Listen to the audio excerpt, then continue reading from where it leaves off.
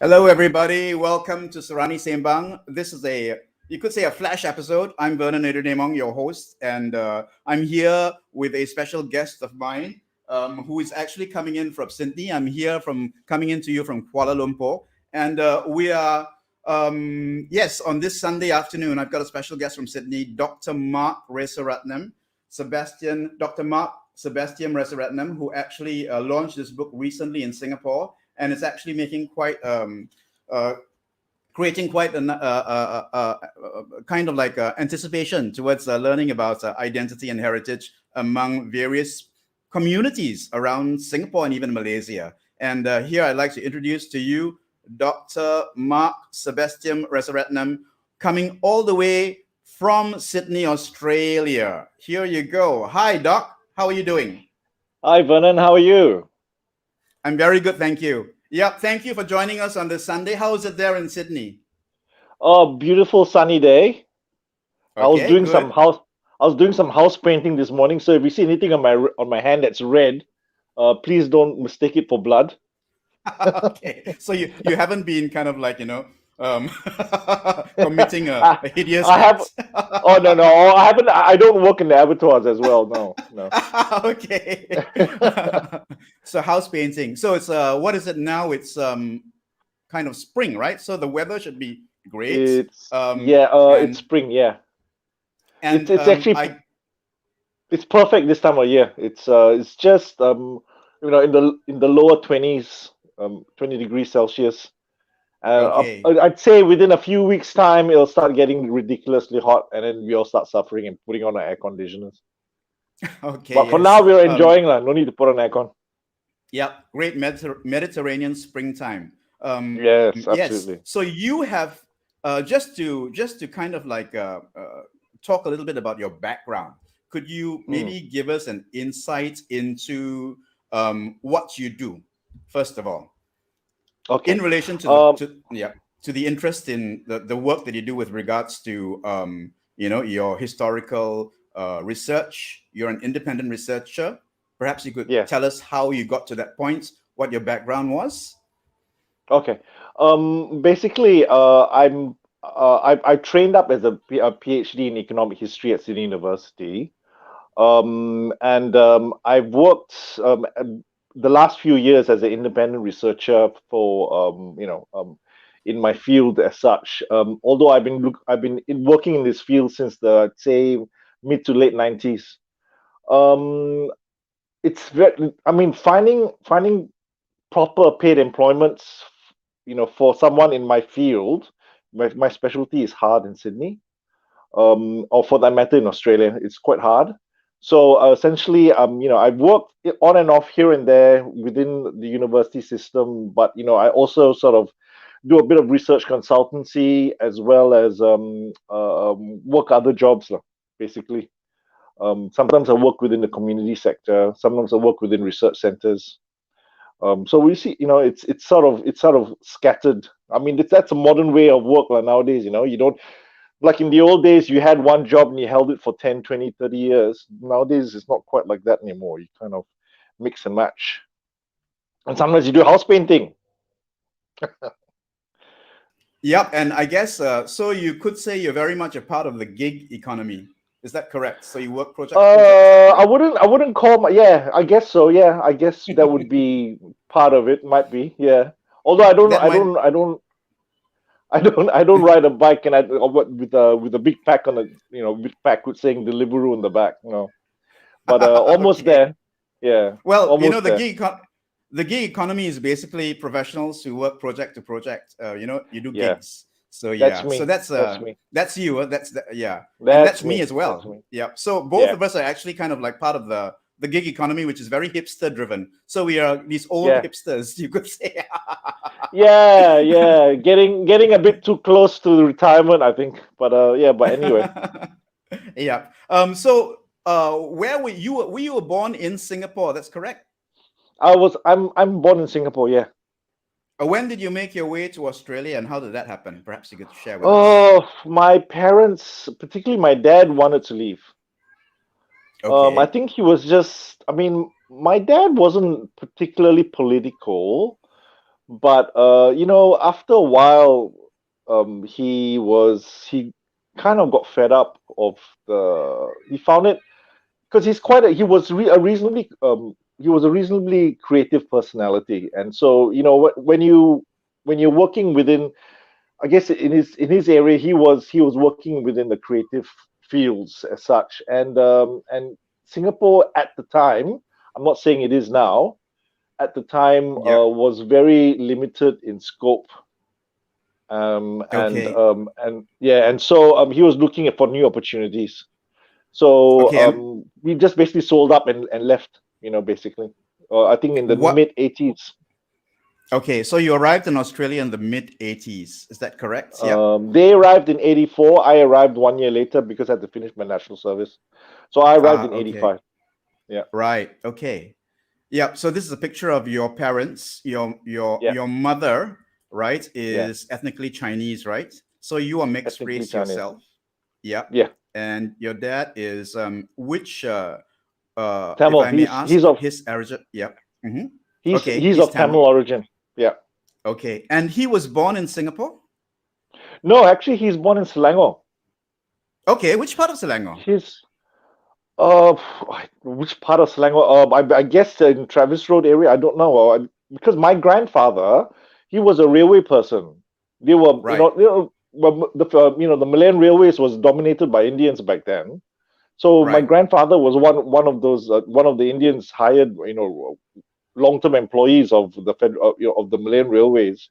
So they always, Okay. so if you talk to my uncles, there one was born in Gamas, another one was born in Penang, another one was born here. My dad was born in Selangor. So they were So living in Jalan Travis. So I assume, he was probably born in Jalan Travis, I guess. I don't know. okay. So then your grandfather came from India and came to work on My the gr- railways. Is that correct? my grandfather came as a child. Yes, he came with his parents about Right. 1906. They were kicked out from their family in India. They were Oh, from why were South they? India What do you mean because by they kicked out converted. from the family? They were kicked out, Oh, literally okay. kicked out. Yeah, because Okay. they converted to Catholicism, Okay. and which is a big no-no. You don't do that, particularly in the, I guess. I mean, conversion in India depends on the background that you come from. I mean, Mm-hmm. some villages or some families were glad to basically convert. Other Right. families, it was a bit more controversial. Within my family, it was more controversial. Well, I So guess, essentially, yeah, yeah, sorry. I guess if the conversion happens, it'll be the generation before who does not convert that would feel a certain kind of insult or offense or affront, and that's usually what happens, with people, I guess. Mm. It was the generation before, and so this is your grandfather's, so it's the great grandparents My basically great who. my great grandparents, actually, I Mhm. just heard a story just like Right. a Beautiful. couple of months ago from an auntie. Yeah. Hmm. While they were in India, my Yeah. great grandparents were basically losing children. You know, they were dying dying young, basically. The children were Okay. dying young, so they probably weren't Right. surviving past the age of 2 or something. I don't know, but I know they were Right. dying young. Yeah. So they didn't know what to do. Then someone told them, and because these people, they were living in a place called Coimbatore, which is up in the hills, near, actually very close to what's the IT city in South India? Bangalore. Bangalore. Bangalore. Bangalore. Yeah. Yeah. Bangalore is the old name. Bangalore is the Right. new name, but it's very Yes. close to there. They lived in an industrial town called Coimbatore, and so Right. they heard from a friend. Okay, look, you're having problems. Why don't you Hmm. go? And this is where the tie-in. This is all quite surprising. Why don't you go to this church, which is very close by? Just across the border from across. So they are in Tamil Nadu. So they just crossed over the border into Kerala, and there's a Portuguese church over there, Okay. and it's the Church of Saint Sebastian, and there's a shrine over there. So they Wow. went over Hmm. there. So they went over Okay. there, and they basically, I guess, they prayed, and maybe they converted. I don't know, or maybe they converted Mm-hmm. later. But after, immediately after that, my grandmother got pregnant, and the child survived. Mm-hmm. So it Okay. was after that point they became Catholics, and once they became Catholic, that's when my great grandfather's family, my great great grandfather particularly, kicked them out of the family. So it I was a big see. no-no, yeah, because there was the family was a big. I wouldn't look. I don't really know what their status was. Mm-hmm. I know the business was reasonably strong because I know in the 80s the business was still going. Right. So to when they were kicked out, they had no means to survive, Mm-hmm. and it took them about a couple of years before they realized that this is not working, and then they left and they went to Penang. Okay, so So the 1906, their arrival was yeah, in Penang in 1906. about Oh wow. 1906, about 1906, and then my great grandfather, no, my great grandfather, he was working as the what was he working as? He was working as a station master in Bukit Matajam train station, Right. and he Okay. was there. And my he sent his two sons and one daughter. So at the time he had Okay. two sons and one daughter. Two sons were boarders at St. Xavier's Institution, Okay. and the daughter was sent over to as a boarder to, I assume, as a boarder to CHIJ, which is across the road. So they were there for a few years, and then by the time they finished, I mean, they finished school within maybe several years later. Then they straight away out of I think only went up to about the equivalent of secondary three. I don't know what that standard Malaysia, what was it, standard seven or standard eight, standard nine, around Okay. there. Then they went straight into started working in the Malayan Railways. Wow. So that's how Okay. it started, lah. So basically, my grandfather was working Malayan Railways from, say, the just about the first around the time of the First World War. They were traveling up and Mm-hmm. down. So basically, a few years they'll be in one state. Next few years they'll be another state. So by the time my father was born in 1933, they were in Mm-hmm. Selangor, and in Jalan Okay. Travis. Yeah. Wow, this is really, really interesting. I mean, like, this is what I like to hear on Sarani Simbang with my guests, as they Mm, kind of like trace the journey of their ancestors through different countries and arriving in Malaysia or Singapore, wherever it is. And, mm, I think it's a good reminder of, the amazing, how shall I say, tracking of family history through various experiences and how our ancestors perhaps maybe survived a lot of different kinds of changes in environment, in occupation, in circumstances and stuff like that. So it's really, I appreciate that, Doc. mm, Really appreciate that. Yeah. mm. So I'm going to show the PowerPoints of your parents. Add to the stream. Yep. Here are your parents. So then your dad, born in PJ or KL, 1933. you mentioned Um, 1933, and 1933. he, I don't know. yep. Jalan Travis is outside of KL, isn't it? Jalan Travis is no, it's in KL itself. It's part of It's in KL Brickfields. itself. I don't know Yeah, why and he. Brickfields is. Mhm. Okay, Carry then he on. wasn't born. Then he wasn't born in Jalan Travis because in his birth certificate it says Selangor, so he was born just outside. Oh, okay, They probably were living okay, somewhere else. Yeah. okay. I'll tell you this: Kuala Lumpur became the federal territory of Malaysia on its own Mm, before, in I think 1970s, in the late 70s, or okay. middle 70s. So Kuala Lumpur was where at the birth of your dad was Mm. part of Selangor. So Okay. therefore, yeah. That could be it, So is it? so Okay. yeah. So now that's confirmed that he was born in Selangor because Mm. Jalan Travis at that time, Travis Road in Brickfields, Yeah. was part of Selangor, Yep. and Kuala Lumpur was given over to the federal government to turn into a Mm. federal capital in the 70s. I can't remember which year itself. Yeah. Mm. So your dad. Okay, so then that story about, is it your grandparents or your great grandparents who arrived at that church in Bangalore? Great Great grandparents. grandparents, right? Yeah, Mm. and they were not able to have a child. Is that correct? No, they were able to have children, but the children were dying. in Okay. infancy, I think. And Yeah. okay. And then so then they arrive at this place. There is this church of Saint Sebastian, and Yeah. A then they Portuguese church. Yeah. a Portuguese church. Okay. And Portuguese then church. they They call it a Portuguese okay. church. Okay. And then your great grandmother conceives, and then they convert Um. over to Catholicism. Does that happen Yeah. before or after? Okay. I don't know. I have no idea. I have no idea. Before, I've after the not birth been of the able child. to. So, but I is assume this it's. how? I assume it's immediately. I assume it's immediately after. Approximately. I would say approximately 1897, 1898. Right. Yeah. And so that's why the name Sebastian is in your name. It's become like an homage to the church, that history. Probably yes. Yes, probably. Yeah. Beautiful. That, I mean, like, this is why it's so interesting to look at identity and heritage, because then all these, personal stories actually come to the fore.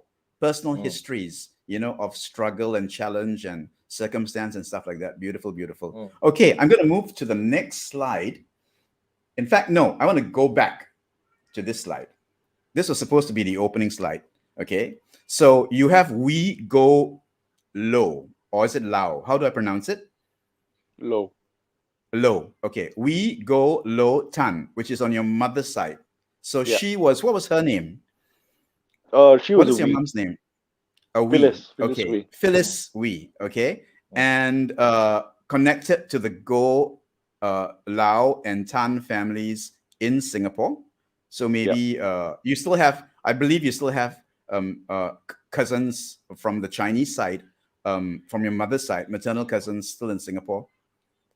Yeah, of course, yeah. Yeah. And then Lots of there's them. okay. And then on your father's side, there's Ponusami, Sebastian, Mudalia, and Ratnam. Okay. Yeah. And how far back does this go? So I'm assuming kind of like to your great grandparents. So the gentleman who came here in the late 1800s, right? 1906, you mentioned. Yeah. Is that correct? When he arrived in Malaysia? I think so. Yeah. 1906. Yeah. Would have been which name? Ponusami. Is that No, correct? would have been Ratnam. Oh, Ratnam. Okay. Okay. So that's why. Actually, Mudalia Ratnam. Yeah. Okay. It's that was his full name, is it? Mudalia I don't. Ratnam. I'm not really sure. Okay. I've not gone through in depth on that side of the family, but yeah, Okay. it was. I know. Mudalia is a caste name. Okay.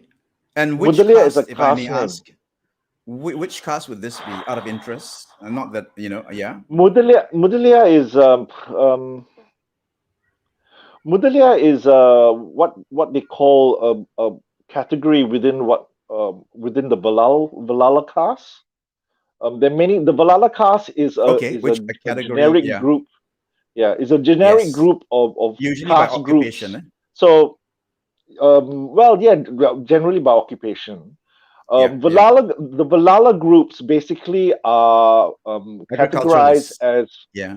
agriculturalists, landowners, landowners, farmers, Right.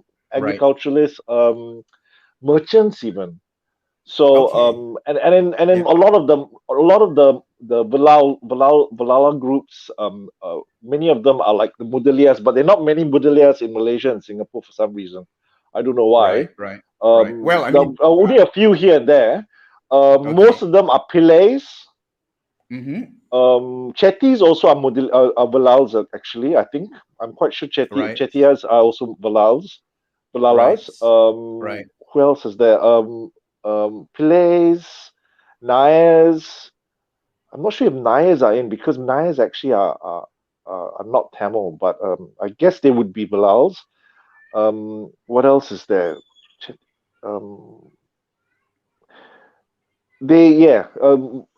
Pillais, Chettis, Reddies.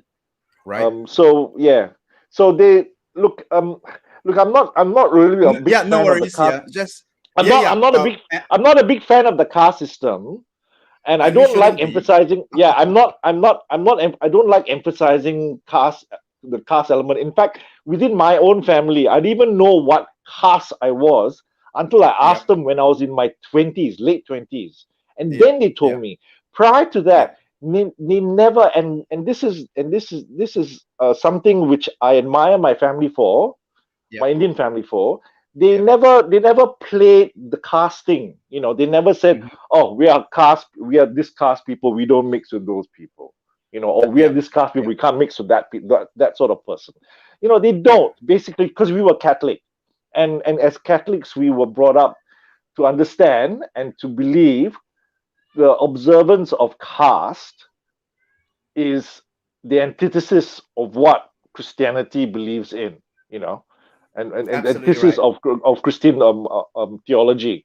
So basically, it was, if it's anything, yes, we understand who we are as within the caste group, but it's more a cultural thing. It's not a, Hmm. Hmm. because yeah, it's not. It's It an doesn't sort of interesting, determine. fascinating, yeah, interesting, Yeah. fascinating part of one's ancestral history, but it's not something that we really should adhere to because it is No, no, no. I'm discriminatory. not saying. Yeah. I'm not saying that people don't. Hmm. I'm sure that the likelihood of one following caste practices is much higher if you're a Hindu. Hmm. But as Christians, we don't, and so we Yeah. don't. It's more cultural. It's more a cultural Yeah. delineator than anything else. So as Hmm. Mudaliars, generally speaking, Mudaliars actually is quite a high caste. In Okay. terms of in Singapore, Malaysia. Look, I Hmm. don't go around saying I'm Mudalia, but whenever they Hmm. ask me what I am and I say, okay, I'm Mudalia, they usually raise their eyebrows. So that's how I know it's quite high. Okay. But it's not as high. But it's not as high as Brahmin. Brahmin is much higher. But we're not Yeah, of Brahmin, course. and they're Well, very, well, and we they're know ve- what the Brahmins are. Yeah. yeah, And yeah. yeah, I'm going to show this picture of your family here, the Sebastian family of Yeah. 2016 at your dad's 83rd birthday. So you Mm. are this is in Singapore. No, this is in Australia. This is because This is in your parents Australia. came This over is in Australia. 84, right? And Yeah. they landed in Sydney. They Mm. landed in Sydney. Is that correct? Oh, yeah, yeah, yeah, yeah. We've always been in Sydney. Okay. We've always been in Sydney. And you have two sisters, Yeah. right? So where's your position in the family? The oldest son or the youngest son, or in between? I'm the eldest. Okay, I I'm the see. eldest, And and then mhm, Karen, who's on my left, next to yes, me is number two, and then the youngest sister on the extreme left is Lynn. okay, Mm. okay. And all of you live in Australia and have been living in Australia All of since us, all of us live. 84, 85. Yeah, Mm-hmm. all of us. Actually, all of us live in Sydney, except my father passed away last year. I'm sorry to Except hear that. Yeah. Lynn. Hmm. No, no, it's all right. He was very Yeah. old anyway. I mean, he was getting Okay. on. And But Okay. Lynn lives just outside of Sydney, a few hours away. Okay. But all in New South Mm. Wales and All in New close knit South family. Wales, all within, Yeah. yeah, all within Yeah. driving distance, basically. Right. So you arrived after your national service, which would mean kind of like late teens or early 20s, right? No, that would Early have been 20s, maybe early 20s early after your 20s. university. Mm. Yeah. No, And no, back then you weren't even mhm. allowed to go to university before you finish your national service. Nowadays it's different. Oh, I see. Okay. Mm. Okay. And so you arrive in Australia. Can you share with us what it was like arriving in Australia? A bit of a culture shock. Okay. You got to Okay. remember Wait. back in. Mhm. Yeah. Yeah, sorry. I just wanna go back to this situation of you being mixed race yourself, Mm, an Indian Tamil father, and your mm. mother was, which dialect group was she from, Well, if I may theoretically, ask? she's Teochew. Okay, She's okay, Teochew. okay, and mhm, But yeah. Look, my mom's side of the family. In fact, we don't. I mean, my mom. We of. I mean, like any modern Singaporean or mhm, Malaysian family, I don't think we. I don't think. I don't like saying we're Singaporean because Singapore and Malaysia are basically the same place. yeah, Culturally. yeah, yeah, And but culturally nationality and wise, blood wise, my God, my father's side, all yeah. my relatives are up in Selangor. Yeah, you're the But offspring of a pan causeway relationship, so there you go. oh yeah, yeah, yeah, definitely. But Mhm. my dad basically, when they eventually moved down, my grandfather got a position transferred down to Tanjung Pagar station Okay. in Yeah. Singapore just immediately after the war. So probably about 1947, 48 or something like that. Mm-hmm. So Okay. my dad's family were basically plonked themselves in Singapore and have become Singaporean ever since now, basically, from that point Okay. onwards. But Okay. anyway, so how do I position myself as a Yeah. mixed race Yeah. person? Well, yeah. When you were But growing up in Singapore, number yeah, one, well, you know. firstly, my parents look different. My Okay. Yeah. parents look Mm-hmm. different, and and I remember sitting. I mean, for as long as I can remember, when Yeah. we'd go out, particularly, I think not so much when you're walking in the street because it was a bit confrontational. People wouldn't sort of stare at you, but especially Mm-hmm. when you're driving in a car and you stop at Okay. traffic lights, you see it. But it was only mainly Chinese people. Right. They Yeah. kind of look at you with their mouths Yeah. agape. They would, Okay. like Yeah. that. It was, Yeah. and then and it became just a normal thing. Mm. But not all Chinese did. I after a while I realized it wasn't just Chinese who was doing it. It was basically um the Chinese who weren't. How do I put this politely? And not try to isolate any community, but it was What? Yeah. the non-westernized Chinese community who was doing it basically. Well, marrying out of your community was not the done thing, and it was a rarity.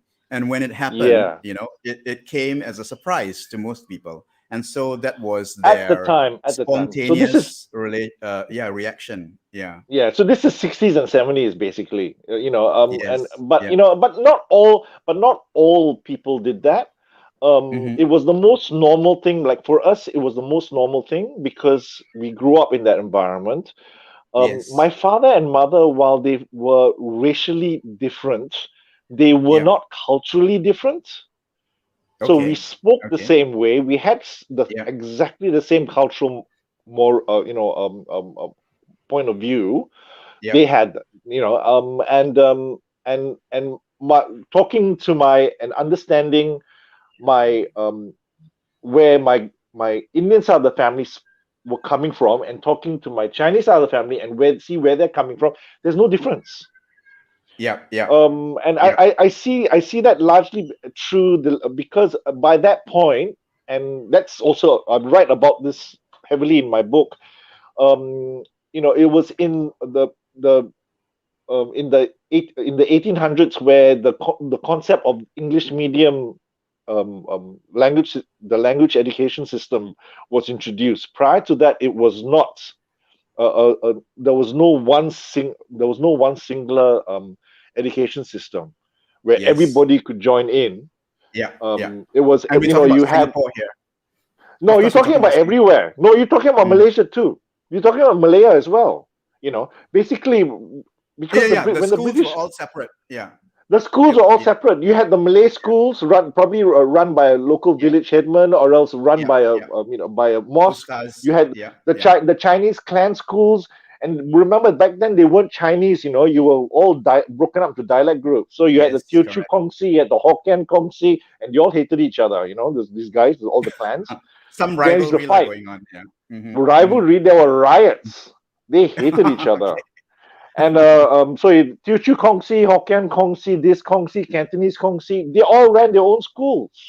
And then on Hmm. top of that, then the Tamils would have run their own school as well. So the so basically all those schools basically were because of how they were organized were very racially divided. Right. Yeah.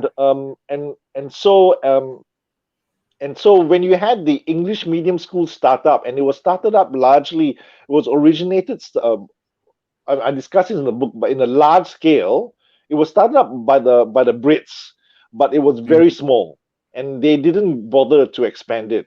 It was only the Roman Catholic Church that established it in 1852. Firstly, they started in Singapore, and then within the same year, they were started up in St. Xavier's College Institution as well in Penang in the same Hmm. year.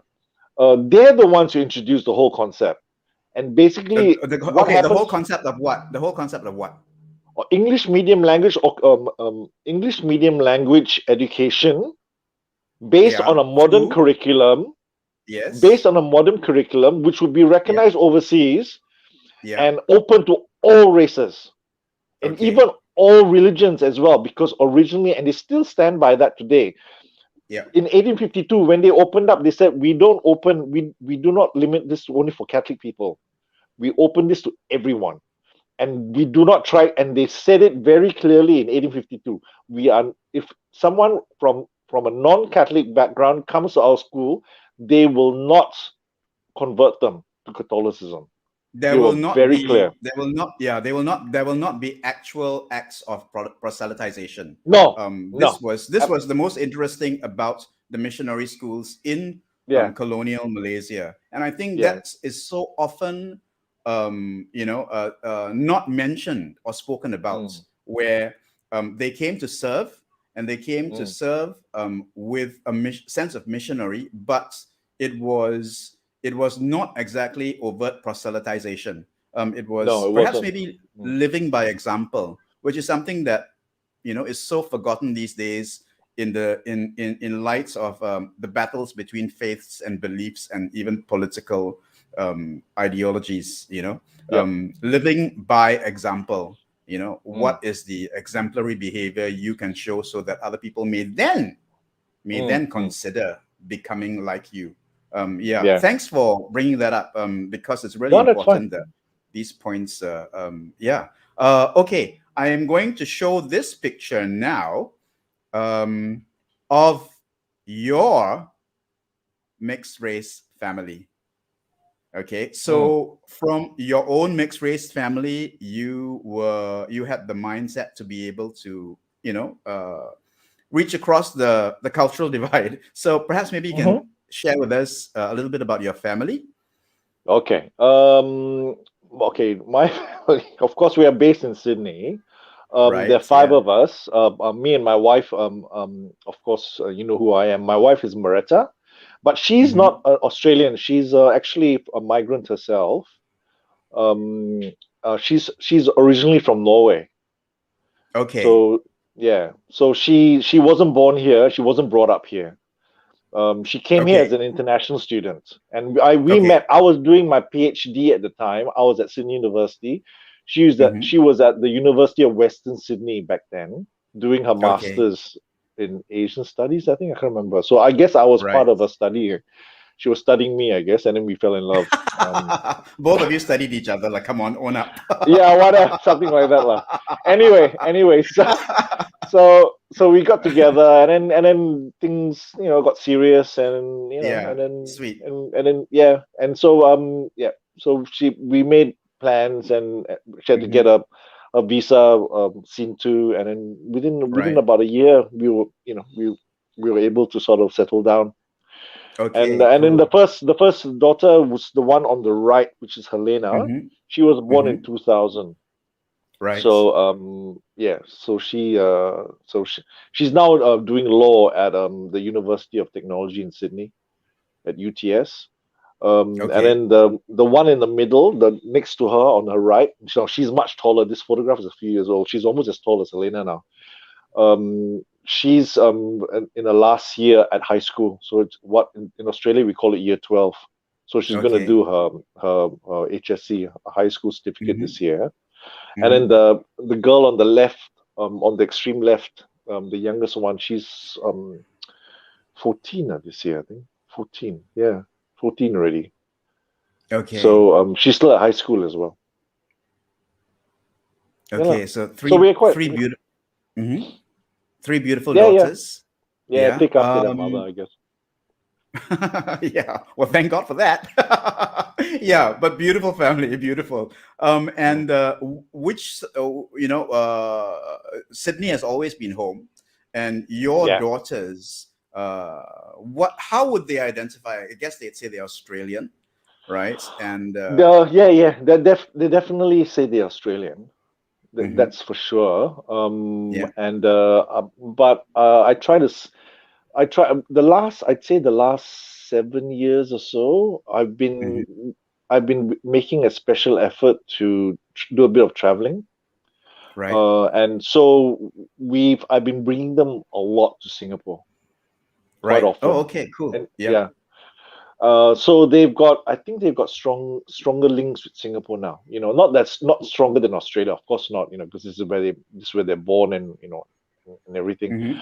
But they identify strongly with Singapore, and especially the youngest one, Hannah. So told one of my aunts, told her grand aunt that oh, one day when I grow up, I want to work in Singapore, and my grand aunt was tickled pink about that. So yeah, but Yeah, they fantastic. like, yeah, they like Singapore and the place. And Yeah, they're very comfortable in the culture of their father as well as their mother, I'm sure. Yeah. yeah. I mean, You said your wife in is Norwegian, right? yeah, she's Norwegian. Yeah, yeah, Okay. And of course you've been back to Norway to yeah. All see the time, the side all of the the time. family. Yeah. It's Fantastic. bloody expensive. It's Yeah, very yeah. expensive, but we do go often, quite often. Okay, Yeah. fantastic. I'm going to move along to Mm. this. You mentioned Teochew just now. So this is a picture of Yeah. a historical picture of a Teochew family, Yeah. approximately 1877. Yeah, Yes. can you perhaps maybe give us an insight into the Teochew culture? Like The Teochew culture. what distinguishes them from other dialect groups? Yeah. What are the There's characteristics, there's perhaps? there's no characteristics as such. I mean, Yeah. the Teochew Is people there? come. Mhm. The Teochew people come from the southern coast of China, along Right. with Yeah. all the other migrants who arrived into Malaya and Singapore during that period, or in for that matter, the whole of Southeast Asia during that period. Right. The Yeah. Teochews come from they come from an area which is what we call now the northern Guangdong province. It's a northern Yeah. section of the Okay. Guangdong province. It's north of Hong Kong. So basically, you have the Teochews in the northern Guangdong province. Further south, you have the Cantonese, Right. and they Okay. basically in the Hong Kong area. So Okay. but it's also in the Guangdong province, but it's just further south. So it's about maybe 150 200 kilometers further south. And then if you go back up to northern Guangdong, Yep. and you head further north along the coast, maybe another 150 kilometers, you come to a place called Amoy, which Okay. I think Okay. Yep. the modern name for Amoy now is Ximen, which is where all the Yes. Hokkiens come from. So Okay. those are the three, and they're not the only dialect groups who came to Southeast Asia and who dominate the Malayan archipelago. But those are the three main groups. Then of course you have the Hainanese and you have this and you have Hmm. that. But those are the Yeah. three main groups that. So essentially, now I'm only talking about Singapore here, okay? Yes. In Sing Yeah. in the Singapore context, the first big group to start arriving into Singapore were the Teochews. As Oh. to Okay. why, So okay. yeah, Hmm. as to Carry on. why they arrived, there's no, it's basically word of mouth. If probably Hmm. one Teochew person comes over here, found it really good, sends word back, and then sends word back to his family, and then basically you how it goes by word of mouth. So it basically, it goes by village to village, and so when it happens that way, it usually happens within a small area. So Hmm. in the early period, the 1820s, 1830s, it was mainly Teochews coming to Singapore. And so And what kind of occupations did they get involved in? When they first those arrived. those early days, it was a whole series of occupations. Okay. So Firstly, like. firstly, you have to You. remember, Hmm. Singapore was a frontier town when it was set up. It was only set up. Look, Singapore is a very old place. It's been around operating on and off for the last 700 years. All right. But Yep. by the time Raffles and Lieutenant Colonel Farquhar turned up in Singapore, it was going through what you might call it, probably a dip. Okay, it wasn't Hmm. it wasn't that active. All right. Yep. So when they set it up, um, uh, there were what was my point I was going to talk about? What was the question that you're asking me? No, I said the occupations that Oh, the the occupations. Teochews. Yeah, yeah, Okay. Number yeah, one, I just want to clarify something with you. You said yeah. the the first Chinese migrants into Singapore, right? Were the Teochews. Is that Tended to correct? be the Teochews, but not. I'm Tended not to be saying the that they were. Teochews. Okay. I'm not saying that they were only the Teochews. Yeah. Okay, Yeah. because they remember you now. Now remember what I was gonna. I lost my train of thought. Was the Peranakans from Peninsula Malaysia and Indonesia? They were Right. also Okay. coming in, so they would Yeah. have heard as well. So probably they were here first. But then Peranakan merchants and merchant families would be small in number in comparison to the hundreds of thousands of people wanting to leave China at the Right. time. Yes. Yeah. Yeah. Yeah. So Yeah. so while they may have come in early, and the Peranakans would have come in with some sort of financial and social status straight away, the Teochews would have come in with nothing. Right. So Yeah. they came up poor. Most of them Yeah. came up poor. Yeah. So there was a big difference in the Chinese community, as you want to call it back then, between the Peranakans and the Teochews. So The when Peranakans you are say the well-to-do. Peranakans, you're referring to the Peranakan Chinese, The right? old Yeah. Peranakan Chinese that would have probably Yeah. come from Semarang, from Java, from Right. Sumatra, from Okay. Malacca, from Penang. Yes. Yeah. Those Yeah. people, they would have come out Yeah. here with some money, with a bit of clout, Mhm. financial clout Yeah. Yes. already. Whereas the Yes. Chinese guys coming over here, they had nothing. The Right. guys, the Yeah. Teochew guys coming from China would have nothing. In fact, they probably would have Okay. been indentured because they would be owing the sea captain who just Mhm. brought them over some Brought them money across. for Yeah. the Yeah. Yeah. yeah. Yeah. Yeah. So the Teochews arrived to a hard life, and I would imagine as it's the pioneering community arriving from China, Mm, they probably yep. would have been the laborers and Yep. the working class.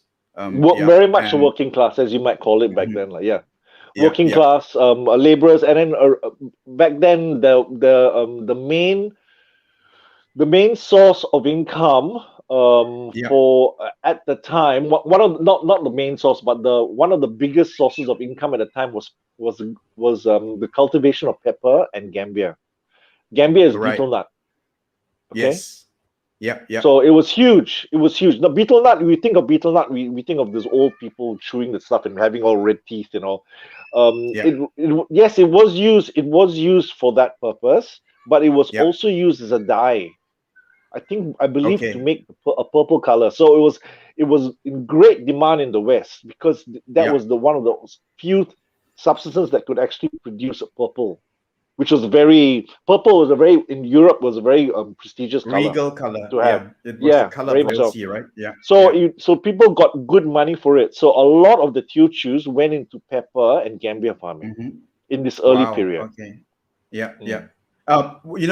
When have you looked at your maternal line, which is the Teochew line, when you look through Yeah. your maternal line, how far back could you go?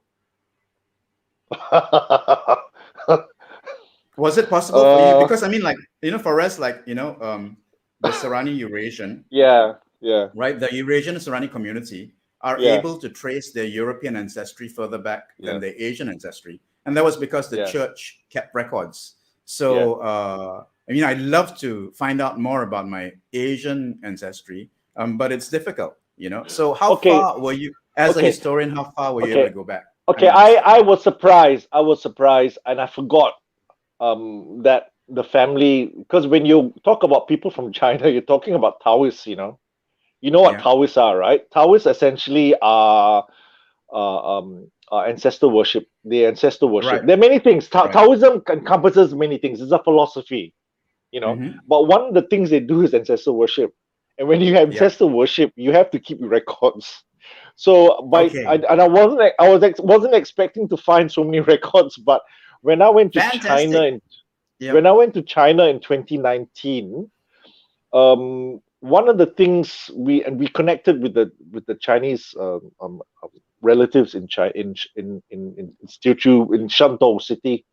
In the old days, they used to call it Shuatao, which is the Okay. Teochew Yeah. pronunciation. Nowadays, they call it Shantou, which is sort of the Mandarin pronunciation. So we hooked up with our relatives over there, Mm-hmm. and one of the places they brought us to, and I wasn't expecting this, they brought us to our clan house. And they said, Okay. "Oh, Wow. this is very nice. And Clan and house, how? very big." Went back to 1023. And basically, your 1023. 1023. Wow, that's half a millennium 1023. away, I know. I know. My right? wife was shocked. She said, "That's the time of the Vikings. What's going on here?" Yeah, yeah, yeah. Yeah, Wow. And 1023. I wish you had photographs to show us, but I of course you well, were blown away, yeah, yeah, right? yeah. You were I blown wasn't away by it. expecting it. And Yeah. okay, and with these clan houses, does it mean that if you arrive at the doorstep, if you're part of the clan, you're allowed to stay? Can you stay there, or is it just a community hub? It's like a Because your community hub. family, right? Your Yeah. family, right? So why can't you stay? I don't know. I don't know whether we can stay. I know there was a permanent caretaker there. Right. I don't know whether there was provision for people to stay there. If especially if you're because look, there are about 2 million of us. Okay, Yeah. Well, I'm just about 2 million. I'm just probing the possibility. So if it was Yeah, the case, I'm gonna find out which clan I belong to and then save on Airbnb when I travel, you see. yeah, yeah. No, Okay. they calculated. They said there's about 2 million people who are related to this clan. Right. Yeah. And call it 1023. Of course, I mean it'll be a lot of people. So So can I so ask you this question? yeah, Your first Teochew ancestors who arrived in Singapore, do you know who they are and what they might have done in their lives? yeah, I know who they are, what they are. Yeah. Okay. Are you comfortable talking about it by any chance? Because it's Um, interesting. I Yeah, think it's another story, it's but another episode. essentially, yeah. But in regards to my direct ancestor who first arrived in Singapore, the first one, because many of them came from different families at different Yeah. times. Um, he he obviously came from a poor family originally, Hmm. Hmm. but he was fortunate. He must have been quite a smart boy because I think he was adopted into a rich family. Right. Okay. So he was a poor boy and a rich family who were back then basically how Chinese business was done is that everything was family Yep. centered. Basically, it's Yep. not like Yep. nowadays. Basically, everything's meritocratic. You have a series of interviews and you find a CEO and you get the best one. Back then, Yep. that's not how they thought. They basically, if you Yep. ran a company, you got people you trust, and who do you trust most? Then your own family. Yep. So essentially, if you Of ran course. out Yep. of people, if your as your family business grew, if you ran out of people, you just don't go out and put an ad in the local paper saying you're looking for someone. It doesn't You work that contact way. family. You Yeah. basically no, they basically contact family. If you run out of family, they make family. So Yep. what Yep. they do, they go around looking for someone who's smart enough, and they adopt them into the family. Yes. Okay. So there So was a lot of they taking up there and was adoption going on. yes, there was a lot of adoption going on. Hmm. And it plays up again later on in the processes that we see in Singapore, Malaya later on. This practice of adoption, and it's not, and I thought it was a Chinese thing, but it's not actually. I can talk about it later, but I think it was, and it's this whole concept of adoption, um, which is quite alien to us nowadays. It was Back then, ubiquitous at that time. Yeah. it was very much so. It was Yeah. very commonplace, very Yeah. commonplace. Yeah. And I think largely because people didn't have perceptions of race the way we do, Hmm. and they were much more open. And look, Hmm. if you were to dress like them, you would like their food, and maybe speak their language, you Yep. become part of them, and irrespective of Yep. how you look. That's how Yep. people are. Yep. Then that's how the Peranakan communities came about. When they started Yep. coming about in And the and the 1500s Serrani community as as well, well. because I Absolutely. remember. Okay, my grandmother, my maternal grandmother, right, is actually Mm, genetically Thai Chinese, but her name mm, is Mabel Teresa Woodville. Okay, and mm, and she tells a story, right, of how she and her younger sister Adeline Woodville had been mm, basically adopted by a Serrani matriarch. And my Yeah. grandmother, who is, no European ancestry or in her blood, right, became the bastion of Serrani Eurasian traditions and cultures. And Yeah. so I completely get with your story of how, Yeah. families basically just took people in. And there is a story on my Serrani Sembang website from years gone by where I tell the story of how my grandmother relates to me, how she got adopted by the Serrani matriarch. And it was just like off the cuff, like her own biological mother says, if you like that woman so much, why don't you go and stay with her? So my grandmother, I think she was like 5 years old or something, grabs her bantal, which is a pillow, grabs her younger sister, and just crosses the road over to the Serrani matriarch's house and plonks herself there. And then she becomes Serrani, So yeah, that whole kind of like adoption thing is pretty amazing. It's very culturally fluid back then. The old days, the communities. I mean, nowadays we become much more we become too racially aware. And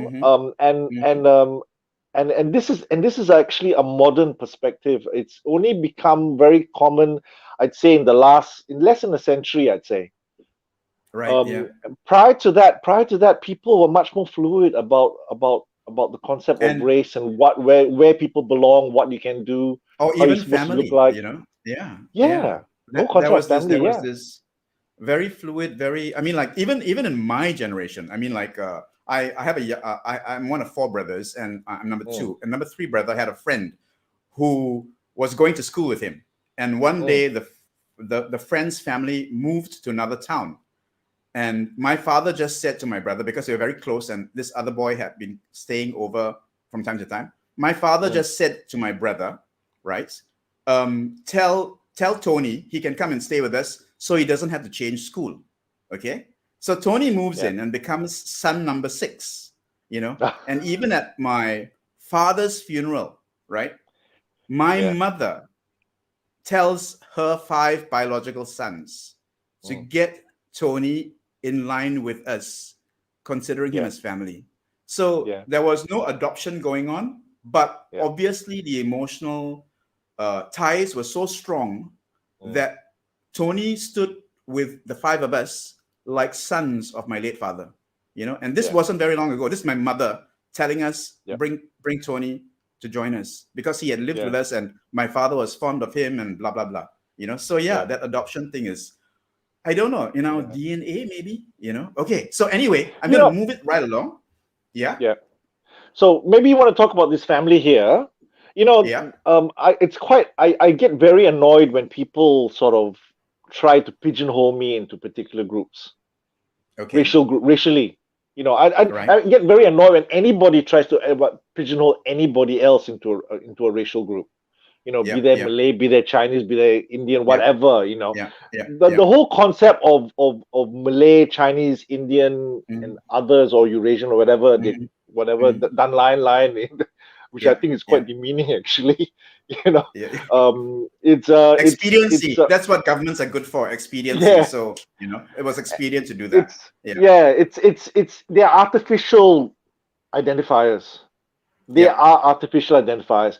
And what I try to show in my book, I try to provide, and I believe I do provide, strong evidence that people do not, in the past, in our immediate history, going back 200, 300 years, people much more fluid with how they interrelated with people and how they accepted things and how they incorporated things. So it could be cultural practices, it could be people as well. So that photograph that you were showing just now, that is the earliest photographic example I have of a typical first generation family just arriving in Malaya or Singapore. I'm not really sure where this photograph was taken. It could have been taken in Malacca, but it also could be taken in Singapore. It's a combination. You in this photograph, you may not see it, but there are 2 intermarriages here. Wow. Now the couple sitting down, the senior couple sitting down in Yes. front, Yep. the man on the right is a Teochew man from Shantou.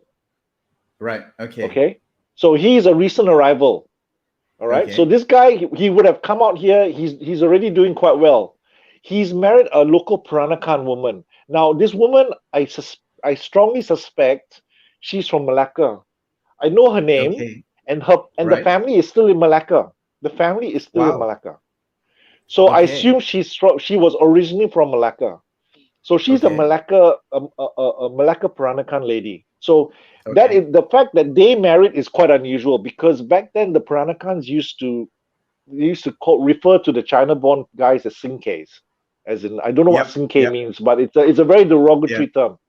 You know, it was like, I think they used to call it Sinkay, something to do with chickens. I can't remember what it is. Actually, that's very interesting. You say it's a derogatory term because there is Yeah, a boutique hotel run by a yeah, friend of mine in Georgetown called Sinke, and I think when he explained it to me, okay, yeah, he said to me it means visitor.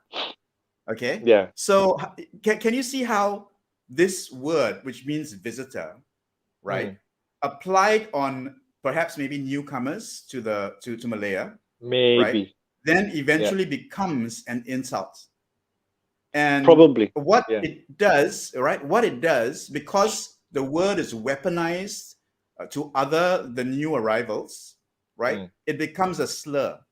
yeah, Like Negro actually came yeah, from the N word, yeah, and actually the word was a description of color, right? yeah, So yeah, how a word becomes a slur and becomes derogatory? Because I've been yeah. actually told that Serrani is an insult for a lot of people, and so Really? basically, yeah, yeah, Why should that yeah. be?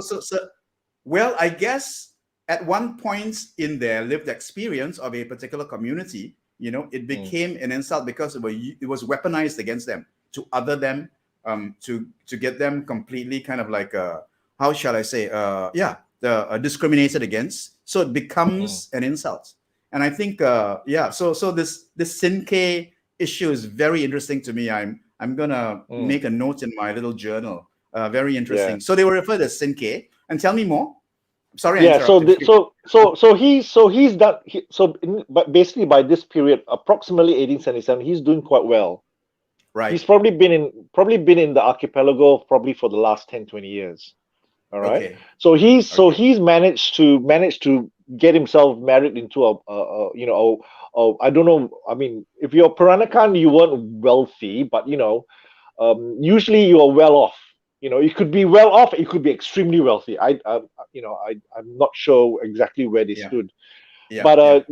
that what he did was quite insurmountable Hmm. for your average migrant from China. So that was him. So that's Yeah. intermarriage already over there. Now, if you Yeah. look at the couple behind them on your Yeah. right, you see there's a Okay. taller male with a hat on. Yes. Okay. Now Yeah. that male, that man over there is, Hmm. I'm not quite sure how he's related to the seated male, other seated Yeah. man, but I think they're either brothers or cousins. I suspect cousins. You From and suspect he, cousins, huh? Hmm. Yeah, I suspect they're cousins. Now, I say brothers, so but that's yeah, my I don't guess. know.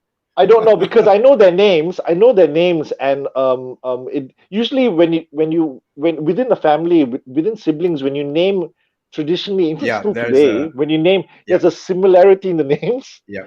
Yeah. Yeah. That Yeah. the names are different. So Okay. I assume they Okay. could They be might be brothers, they cousins. could be cousins, they might be cousins, Okay. but they're Okay. definitely related. Okay. Yeah. Yeah. So Definitely. now, The look is yeah, there. Mm. he was living in Singapore. Okay, this younger Okay. man, okay, standing Yep. behind, he was living in Yep. Singapore, Yep. and he now these guys are all Catholic. All of them are Catholic. This is a Catholic family. Okay. So Okay, the now gentleman on the right seated is a convert. all of them, they're all converts. Okay. They're converts. I don't know exactly how the circumstance of the Peranakan woman became a Catholic, Right. um, Yeah.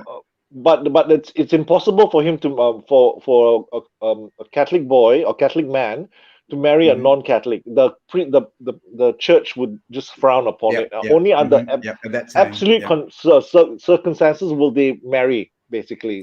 Most of the cases they wouldn't. They will force someone to convert the non-Catholic person. But anyway, so the young boy behind, now he married a local girl.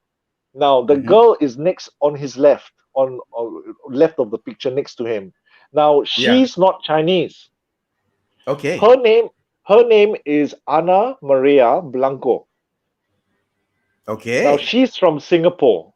All right. Right. She is half Indonesian. Some people say Sulawesi. Her mother was of Sulawesi. So maybe being Sulawesi, a lot of them were Catholics already. Yeah. So I'm not sure whether there's no confirmation. And and her father, now she's the illegitimate child, okay? Her father was a Manila-born Spaniard. I see. That's where the name Blanco comes from. Yes, the name as well as even the look. Okay. Yeah. Carry on. Yeah. So now when he, I don't know the circumstances of her birth and the relationship between her biological father with her biological mother. I have no idea. All right. But they were not married. I know that they were not married. Because and how do you know she's illegitimate? How do you know? Is it mentioned in the church records? It's mentioned. I found a church record where they try to hide the fact that she's illegitimate. They in the church records they say that they found her in Shanghai, and they adopted her. Because around the same time that she was born, he was married to another lady. He was married actually the same year. He was married to another lady, a European lady, an Irish lady, actually. So you actually found evidence of this girl's father, which then led you to believe that her circumstances was of the nature you described. So all this came out in church records. Not all of it. Some of it comes out through family through oral contact with the family, oral history, where the family says that strongly acknowledge that that she was aware that daughter was aware that the man who she was living with was her father. It was it was absolutely uncertain about that point. The fact that they didn't accept her as a daughter is another point. They obviously, even though they didn't accept her as a legitimate daughter, they were not willing to let her, to hide her, because being strong Catholics, basically you had to get her baptized. And so if not, she'll be, if anything happens, she'll, Catholics believe you burn in hell. Because you're not Catholic. So they got her baptized at the Cathedral of the Good Shepherd in Singapore in 1860, I think. And in the records, I've actually seen the record. I found the record. They actually say we found her in Shanghai. They're trying to pass her off as a Chinese child, but she's not Chinese. I see. Okay. But that's the story they told the priest, and the priest accepted it, and he actually wrote it in the baptism record. But through oral history, it was otherwise. Otherwise, so yes. Yeah. Okay. Interesting. So this guy was Blanco. Her father, biological father, was quite well to do. I think he was running his own shipping company or something. And he used to ply the China trade. In fact, if you go through, I don't know if it's related, but I know there's a spot in Hong Kong that's called Pedro Blanco. Which is the same name as her biological father. So I assume he must have shipwrecked his ship somewhere over there at some point. And so everyone been calling after the stupid guy who did it. So anyway, so he's I know he was doing that. So he was doing this right up to about 1870, and then he decided to return. Within the family that provided me this information, they said he was returning to Spain. I'm not so sure. Maybe he might have been going back to Manila. All right. Okay. But when he did, he took her, and this comes straight from the girl. Okay, according to family sources, he took her to CHIJ Victoria Street in Singapore. Went to the nuns, told the nuns, "This is a daughter of my friend." So this is Right. while the girl was standing next to him. She was probably about 11 or 12, and he Right. told them this, and, and Yeah. this is a daughter of my friend. Please take Right. her because I'm leaving. And so they took Okay. her in as an orphan. So basically, she was there for a few years, and then along comes this young man with the hat on, looking Mm-hmm. for a bride. And in Singapore back then, you don't have Mm-hmm. there were no women around to marry, Mm-hmm. let alone Catholic women. So essentially, what a lot of these guys used to do, Mm-hmm. they used to go to the orphanage to look for wives, and the Right. nuns used to basically line up girls Right. of suitable marriage age and say, okay, you Right. choose one, and Right. then you Yeah. choose. The boys will choose a girl to marry, and Yeah. then the girl would usually be asked, "Are you okay with this?" And the girl will say, "Usually yes, okay." And then they got married. So that's Yeah. how the, Speed those two got dating. together. Yeah, and Yeah. it was Beautiful. not a one-off. It was very common. It was a Yes. Yes. Yes. I'm common sure it thing. was. Yeah. Yeah, Yeah. it was a common thing, Arranged and it's marriages. That kind of. Yeah. Mm-hmm. no, this is not even arranged marriage. I mean, this is orphan Yeah. Yeah. marriage. So basically, Yeah. But. Mhm. but I've been going through the church records in Singapore, and I've seen records in KL. I've seen records of Penang, and you can pick Yeah. them up as well over there. So it was a very Right. common thing. Yes. Yes. A Not different very time. common, but common enough. It was common Yeah. enough, I Common would enough say. and Yeah, acceptable. And yeah, seen as something you do, and yeah. even respected and regarded without any kind of like judgment, which is beautiful. Yeah, Right. but also remember this was mainly it was more common. It would have been more common among the migrant communities, Mm-hmm. not quite so among the more established communities. So, like the Serrani community, I would have strong doubts whether they would have done the same thing, and to the same extent as, say, the new Chinese migrants or the new Indian migrants coming here, Well, I guess with the because Serrani community, we would they had be their own we family had networks. yeah, yeah, and we had our Yeah, community here, so yeah. you had your own family networks. Whereas these Mm, guys coming out here, they had no family networks. They yeah, had yeah, no one to arrange a marriage for them, yeah, and yeah. that was their only choice. Yes, But yeah. but doesn't mean that they didn't do it. I mean, I'm sure maybe some Serrani boys would have seen a pretty orphan girl walking the street once Yeah, and realized or any guy that for that matter. Yeah, yeah, and then go to the anybody could have that, yeah, and and then then go to go see to the the convent and say, may I marry this girl who's caught my eye? yeah, Which yeah, is yeah, a thing that was done, and if it yeah, happens, it happens. yeah, yeah, Love by its very nature is a powerful thing, isn't it? yeah. Yeah, beautiful. Okay, I'm gonna move Mm, along to. I'm gonna show you a book mm. here. So, you have been involved in intercultural and mixed race research for a while. Earlier this Uh, year, in fact, 2 months yeah, ago, this book was released, right? yeah. It was released So, 20th of August 2011, okay, 2021. Sorry. 2021. Yeah. Yeah. Okay. And you, it's your book number what? It's not your first book, right? No, it's my second book. It's But your the second book. first book, my second book is way too academic, and it hardly sold. But this one is actually Okay. selling quite well because I'm Okay. kind of academic. de I well I made it most The I made I de academic. the What's the term? Help me here. you made it more accessible. Made You it made more it more accessible. accessible. Yeah, Yeah. And it's a yeah, and it's a it's much very more readable. accessible book.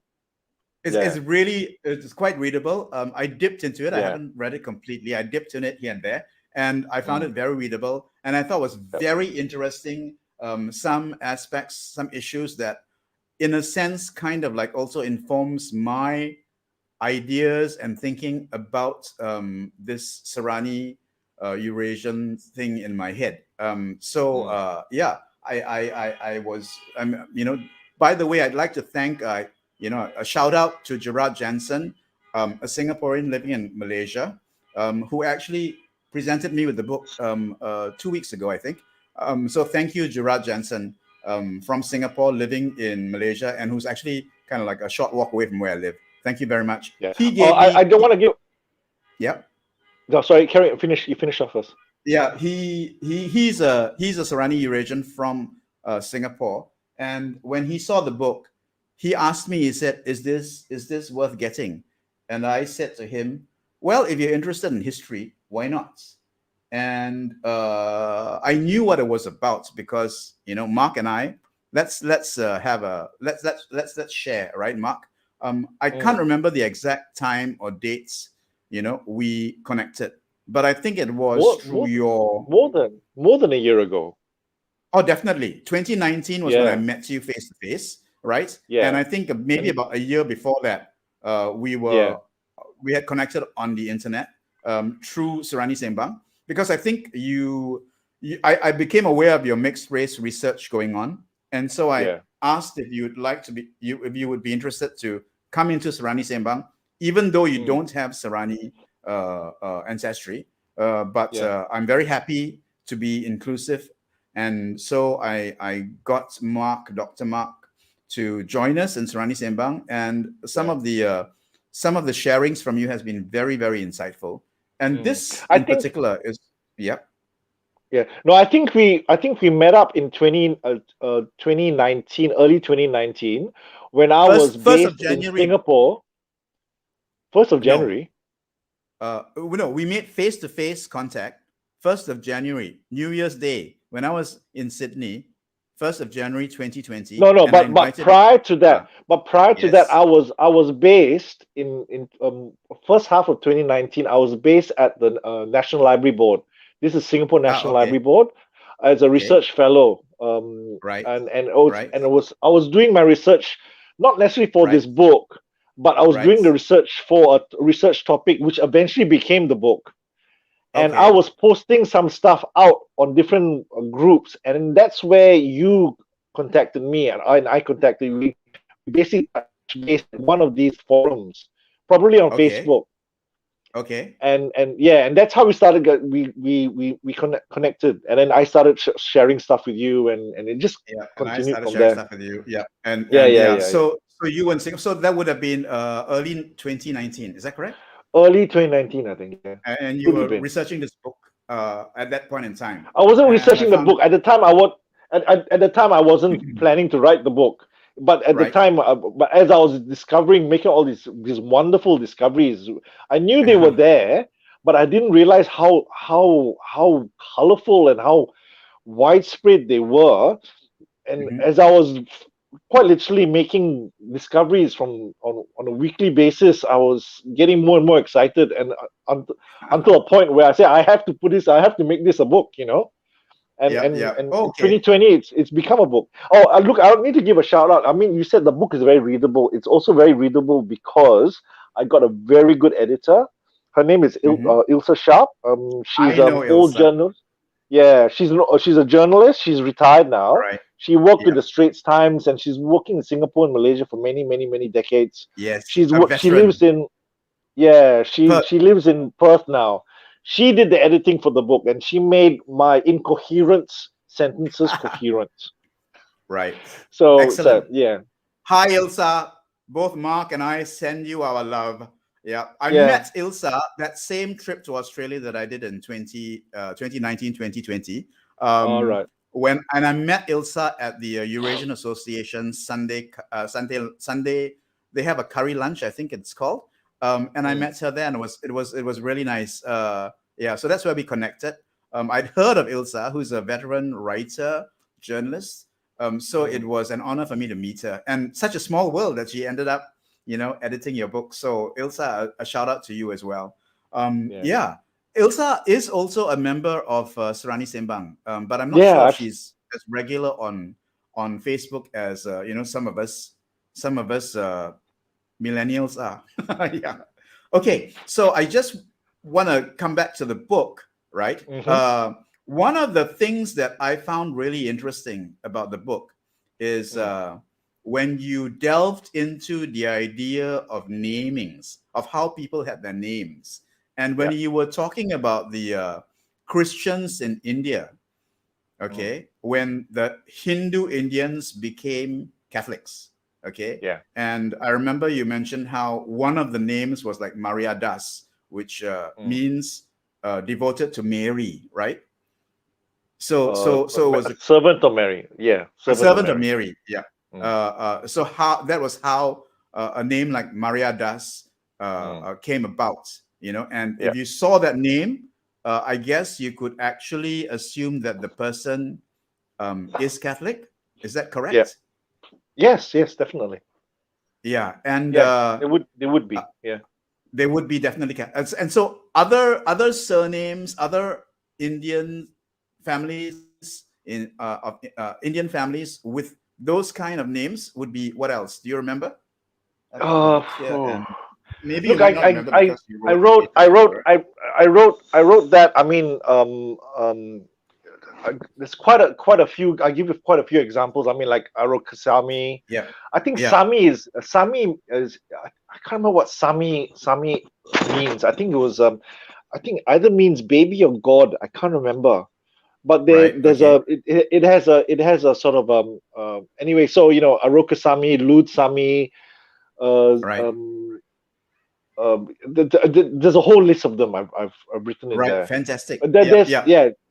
So essentially, what people do, because remember in India, Hmm. you don't have the patrilineal name coming through. You don't have a clan name coming through. Yeah. The Yeah. same way you Yeah. have it in the West. Even in the West, they also had. I mean, my wife's of Scandinavian descent, and in the Yeah. old-fashioned days, they were their naming regime was very similar to the way the Tamils do it. Okay. Which In is fact, which is patronymic, as they say. yeah. So essentially, even the Icelandics still do it. Basically, you come Right. across someone, a woman whose name could be Siegfried, Gunsdottir. Okay. Gunsdottir quite literally means daughter of Gun. Daughter of Guns. Yeah. Yeah. Yeah, daughter Right. of Gun, or Yeah. Gunnars's daughter, or Right. something like that, or Johannesson, okay, or Hmm. Anderson.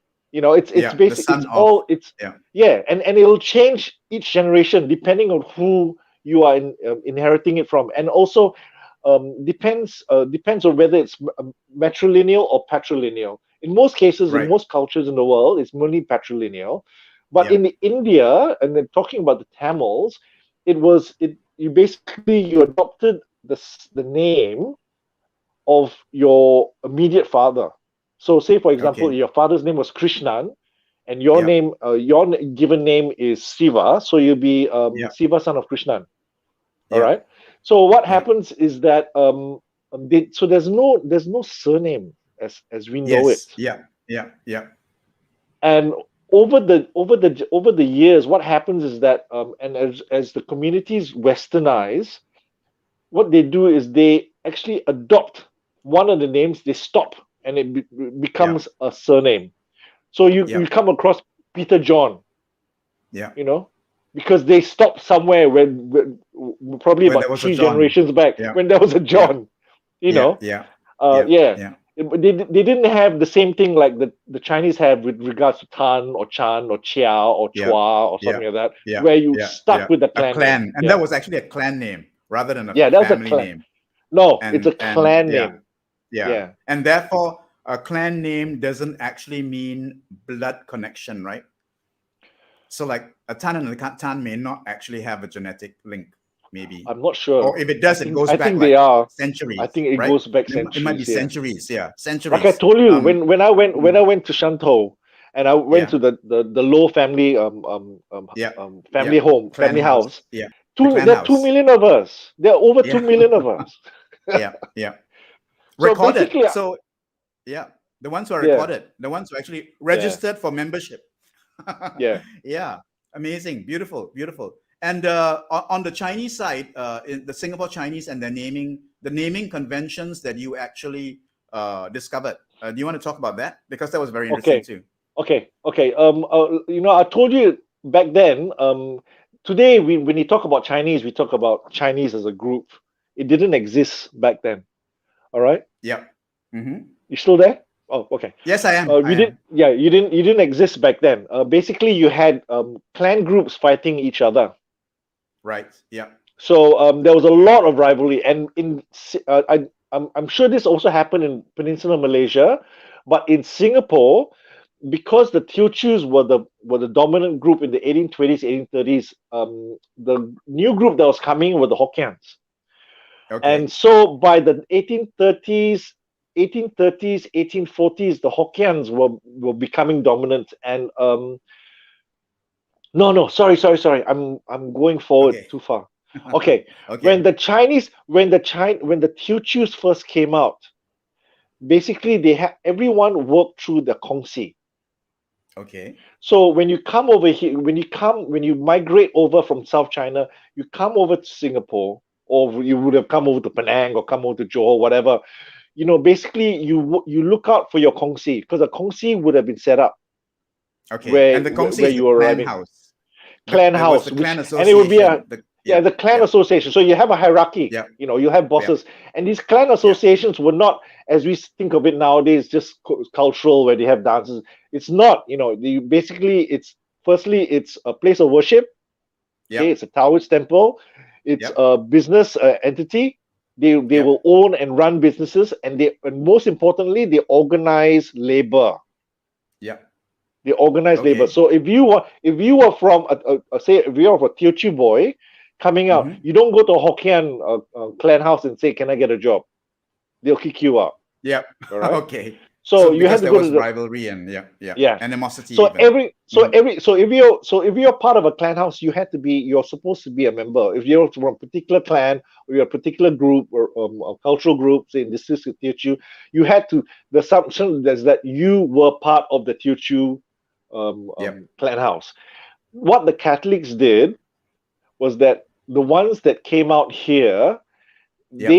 they were being evangelized by the priests were walking around, you know, Yeah. these Yeah. these Teochew Yeah. speaking French priests, and there was also a Chinese speaking Teochew priest. He wasn't Teochew, but he spoke Teochew in the 1830s, and Yep. they'd walk around the harbor side area. Um, um, sort of evangelizing and inviting people to come to their little church house in Bras Basah Road, after work. Mm-hmm. Mm-hmm. Some Mm-hmm. some would actually start coming over, and Right.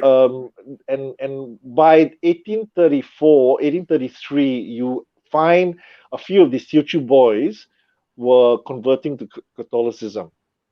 Now, Okay. once you do that, you basically divorce yourself from the Kongsi because you're no longer a Taoist. Okay. And Wow. that is a serious, serious thing to do. Okay. I'm not quite sure exactly where that placed them employment wise, work wise. Mm-hmm. I Mm-hmm. suspect by that point they were able to do so because they were independent.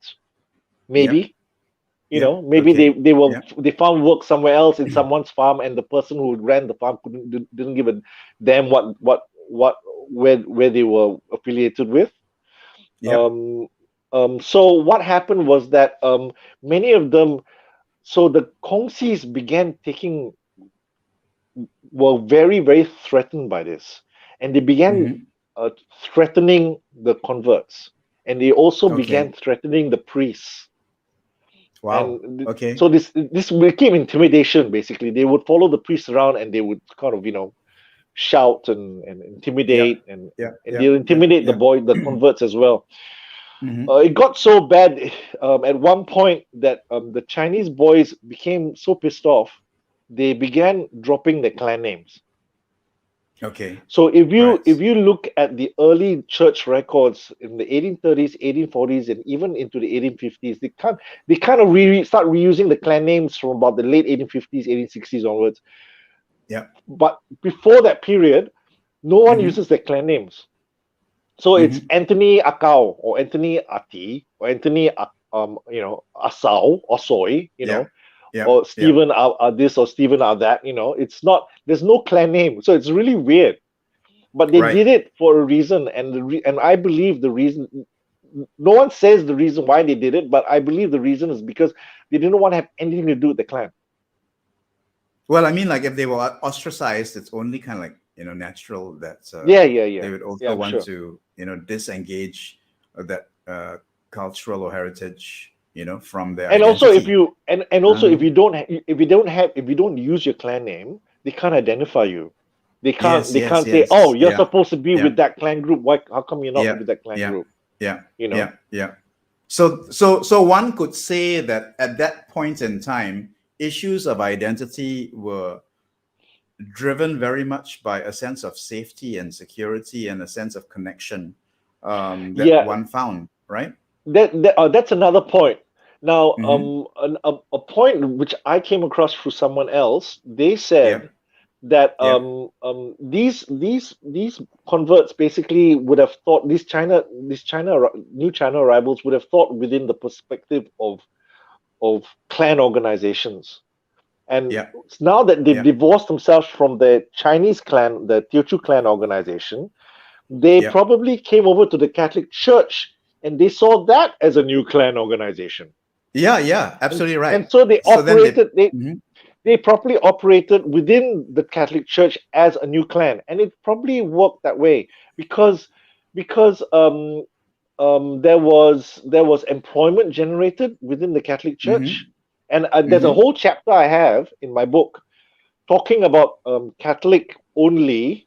Yep, It's not Catholic only, but it's yep, Catholic businesses, and they start yep. arising from the 1830s, late 1830s onwards. Mhm. That's in chapter 4, I think. Okay. So To mhm. yeah, so essentially, that's what happens. So they find themselves independent, and also another thing they start doing is they start creating Catholic villages.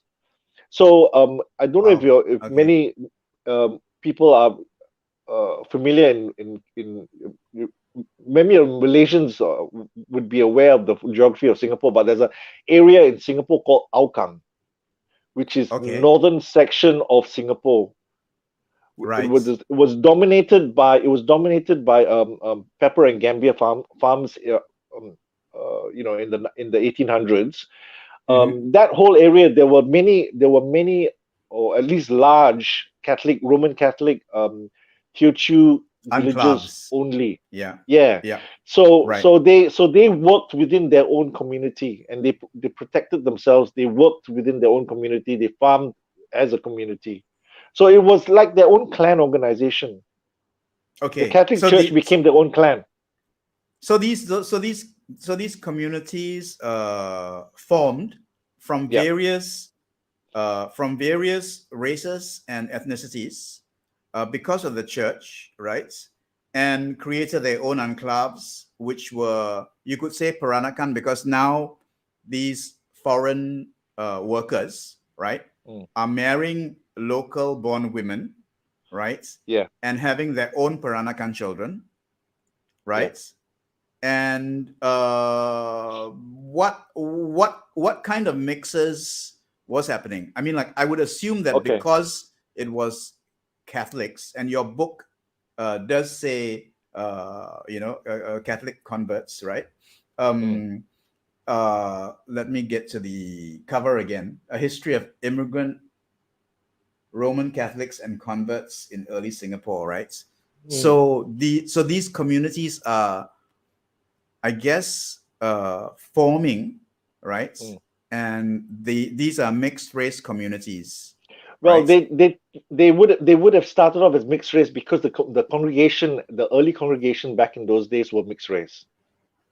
The early Singapore congregation was dominated by Serani, by the Serani Okay. community.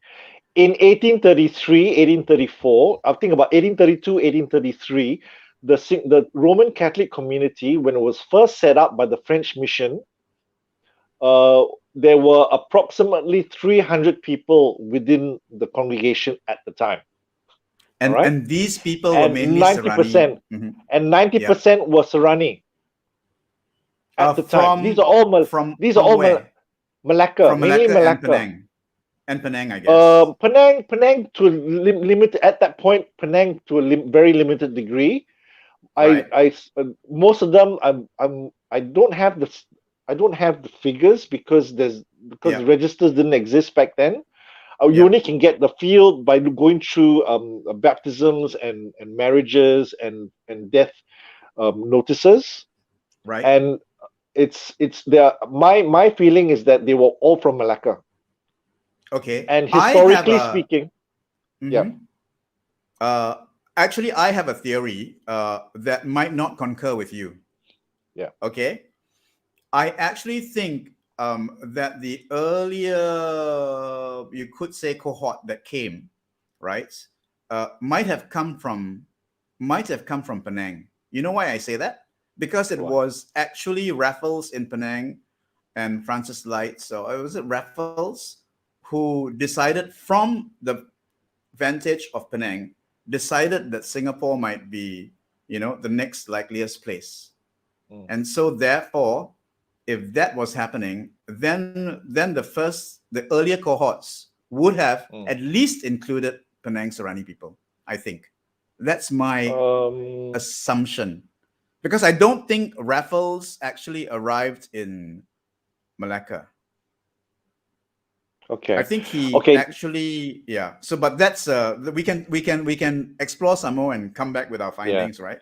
The Yeah. history of Serani migration to Singapore is quite new.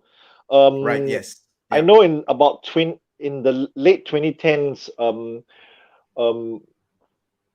it was quite clear that it was Lieutenant Colonel Farquhar, Right. who actually sent out notices to regional cities and big regional towns, Okay. encouraging people to migrate to Singapore. Okay. Okay, Yeah. Yeah. Hmm. many of these notices went up to Malacca, and Yeah. Yeah. apparently a lot of Mm. Malaccans came down. A lot of Yeah. Malaccans Yeah. came By down that because stage, it's yeah, I easy. think Yeah, the it's only the 150 kilometers away. yeah, 200 kilometers away. You I can probably believe jump on a boat and you're there. the second cohort would be Malaccans. I am Yeah, assuming the first cohort might be a mixture of Penang and Malaccan. And okay, actually, my suspicion is that the first cohort might have been Penang. yeah, But that that's only because of the yeah, idea that Raffles saw Singapore from Penang, you know, yeah. and then decided after Okay, seeing the let's community. Yeah. Okay. Anyway, yeah, a discussion yeah, only, yeah. Okay, conversations, okay. guessing, and stuff like No, that. Yeah. just I'll bring another thing. Mm, When I think Imbe, I think I can't remember what his name was. There was a French missionary who came to Singapore in 1823 or 1821. No, he okay. came to Singapore in 1821. I can't remember his name. His name was Lawrence Imbe, Father Lawrence Imbe, something Imbe. Okay.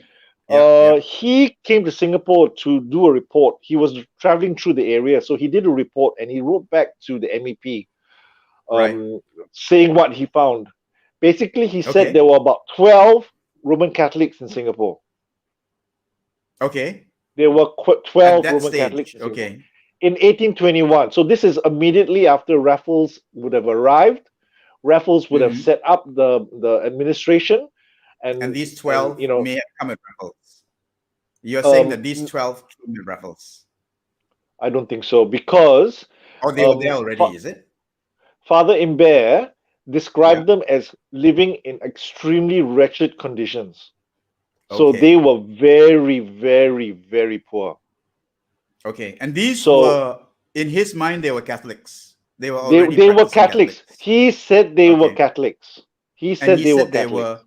did he say I where don't they are know. from? No, No, he didn't no, he say. didn't say where He they're just said from. that I don't know I where they're found from. this, he just said, Yeah, I found this Catholic community 12 and or they're very poor. 13, Yeah. And they're very extremely. poor. He said very wretched conditions. He called them very wretched. Well, That's he's the coming word he from used. Very Europe. wretched. Okay. So anything in Anyway, the they tropics must would have be been. wretched. They must have been. No, they must have been living in probably probably in a You know, shanty. Yeah. But yeah. anyway, that doesn't matter. It doesn't matter. So essentially, essentially what happened was that the Hmm. church was dominated by Serani in the early days. All right. Okay. Right. Yeah. And so when the when the Teochew boys come in, they convert to Catholicism.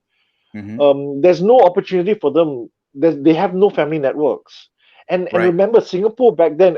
Look, any frontier town, and Singapore was a frontier town. Penang would have been the same as well. You don't have.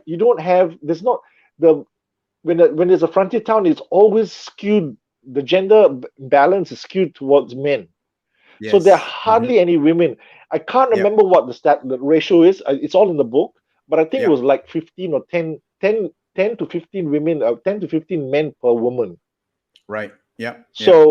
So these guys are not going to have the opportunity to go around looking for a wife, because they said here Mm-hmm. they are settling down, they're making a reasonably good living, Yeah. and they can't get married. Yeah. So what they Yeah. do, and also they can't get married to anyone, they have to get married to Catholics. Yeah. Yeah. So what they Yeah. do, they marry within the church. And Right. that's where the list that you've got up there, that Okay. you've Yeah. just put up, starting from Yeah. 1834, they start marrying local girls.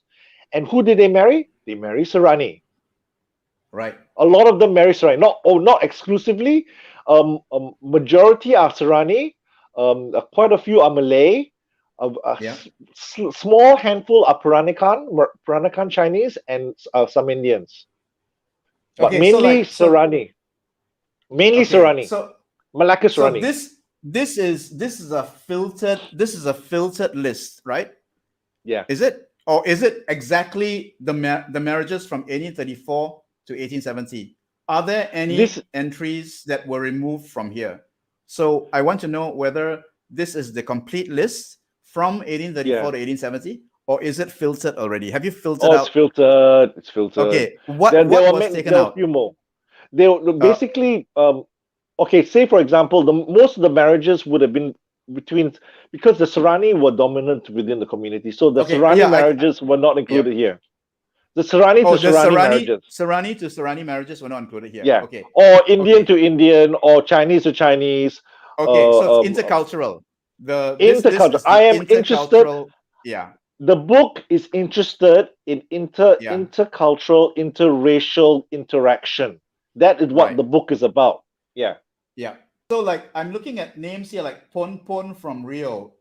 Would you say an indigenous person? probably. Maybe Malay. I don't know. Okay. Maybe Orang Asli, Uh Orang Laut. I don't know. yeah. Mariam Yeah, Manip. yeah. So and That then sounds very okay. Malay. Okay, so let's look at the Sarani names. I Mm. think Magdalene Pana might be Sarani, right? Probably. Eugenia Yeah. Pedro. Yep. Mariam might be Malay or Prob- indigenous, Probably. If they. right? Yeah. Probably. Da Costa, definitely Sarani Eurasian, right? Yeah. Okay. Joanna Angao. She's What? she's Malay. She's Malay. Okay. A Malay Christian, even. I Yeah. mean, yeah, a Catholic, Remember, Malay Catholic. Yeah. this is prior to 1870. The turning point was by 1870, Yeah. where the British basically commit to the Malay Malay Muslim. Yeah. Yeah. Muslim sultans, basically not Yeah. to touch the community, and Right. basically Right. give them the right to control religious Right. issues. Yeah. Yeah. And Yeah. Yeah. one of the conditions was that we do not encourage, or do not Yeah. Right. Right. allow, it wasn't a law, but it was basically a convention, but everyone Yes. adhered to Understood. it. Yeah, Yeah. but Yeah. prior to this, A Malays memoir were of. not Mhm. Yeah. We're not understanding. Yeah, restricted. yeah. Yeah. But But prior prior to to that, Malays, 1870. yeah. But also remember, Malays generally did not like Christianity, even back then. Yeah. Yeah. Yeah. Yeah. Because number one, they were already established within their own communities. They were comfortable farmers within their own communities.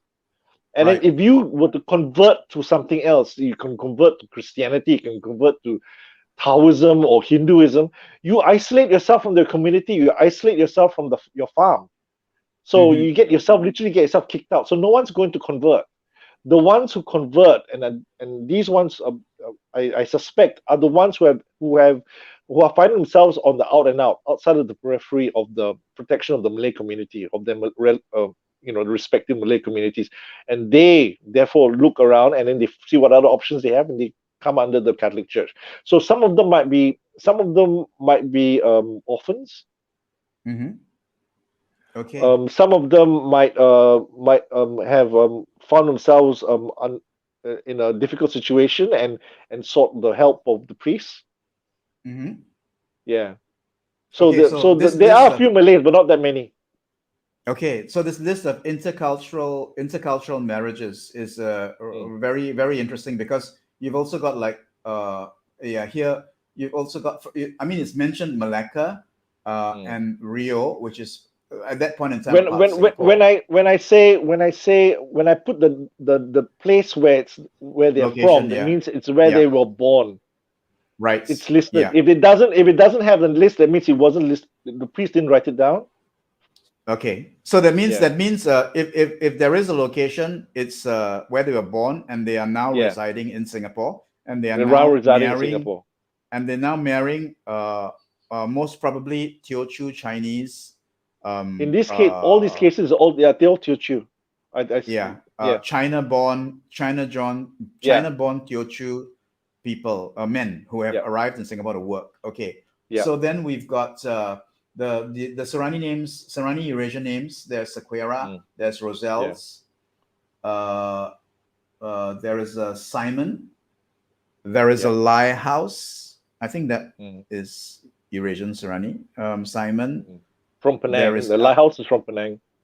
right, and then there's yeah, Arusu as well. Yeah, which is Mm, a very very well-known Serani Eurasian name. yeah. Yeah, very interesting. And then you look at the names of the men, right? So Mm, as you mentioned earlier, how they dropped their clan name, yep. right? And they've just Yep. used their first, like the first one on the list Yeah. in May 22nd, May 1834, the marriage between Joseph Ahi from Yeah. China and Yep. Magdalene Pana from Malacca. So he's Yeah. dropped his clan name. And the Yeah. He next doesn't one, use it. Acho has also done it. Yeah. Akim has also done it. And this Yeah. is very interesting. Joachim Asiva, right? So it's a I don't know very what interesting Asifa. pickup. Yeah, I Yeah. know. Look, Maybe it's this guy. Swa. Maybe it's, I don't know. Yeah. Maybe look Yeah. the priest. You got to think of it. This is a French priest saying, "What's your name?" And then he says his name, and then he phonetically writes it down Right. in, Yeah. in the Yeah. Yeah. registers. So he heard it as Asiba. Yeah. Probably was Chua. Probably Okay. was Yep. Chua. Yep. Yeah. Yep. And then here's a Pedro Yeah. Anokia. Yeah. So You it's notice really not interesting. Yep. Carry Yeah. on. You notice another thing about the names? Mm-hmm. You Yeah. notice how Iberian they are? Yes, among the Joachim. men. Yeah, Joachim. they've picked like Joachim, Pedro, Joachim Joachim. Ashiva, Yeah, Joachim. What? yeah, Where would you get Joachim? I mean, Pedro. Who calls themselves Pedro? yeah. So And they then were who else is there? influenced by the Serrani families, They lah. were they were influenced by Seranis. They Yeah, became I good see friends here with Seranis. midway down the line. There's a Peter de Santa Peter, Maria. yeah, Yeah, on that in was my favorite. 1850. Yeah, Yeah, that so was my favorite. it's a Teochew Chinese born in Who does? China, Yeah, arrives in Singapore, works there, right? yeah, Changes his name because he has converted to Catholicism and he doesn't yeah. want his clansmen to know that he's from their clan because Or he maybe would that. Yeah. get Maybe. hostile Yeah. reactions. Yeah, Well, yeah, probably, but then also on their part, maybe they're just angry and they just don't want to have anything to do with them. yeah, yeah, yeah. So Either out of fear, out of anger. Yeah. yeah. Okay. Yeah. So basically, he's just listed as Peter de Santa Maria. Yeah. Yeah. Peter de Santa Maria. Yeah. Okay. So then, even though matrilineally this couple, Peter de Yeah. Santa Maria and Elizabeth Roselles, Yeah. matrilineally, right? There is Serrani, but with the Chinese-born Chinese father picking up Santa Maria, they become patrilineally Serrani or Eurasian. Okay, so here is where it's very interesting how the patrilineal or matrilineal, how shall I say, track, right, becomes kind of like irrelevant, right? Becomes totally irrelevant. Yeah. So I think that is a good thing to notice, among Look, mhm. yeah, I can't comment on Yes. where how future generations would have identified. Right. Yeah. Also, another element you have to remember in Singapore, there were two rival Catholic churches. There was Yes, the I French. wanted to talk to you about that. Yeah, there was a French mission and there was a Portuguese mission. Yeah. Now, the main reason the French mission was set up in 1832. The Portuguese mission in Singapore was set up in 1825.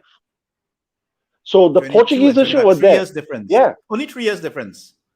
No, more than 3 years. 7 years difference. Okay, 7 years difference. The French mission was set up in 1832, but the Portuguese mission was set up in 1825. So they had a 7-year jump on the French mission. But the problem was the Portuguese mission was very badly organized. Okay. And maybe they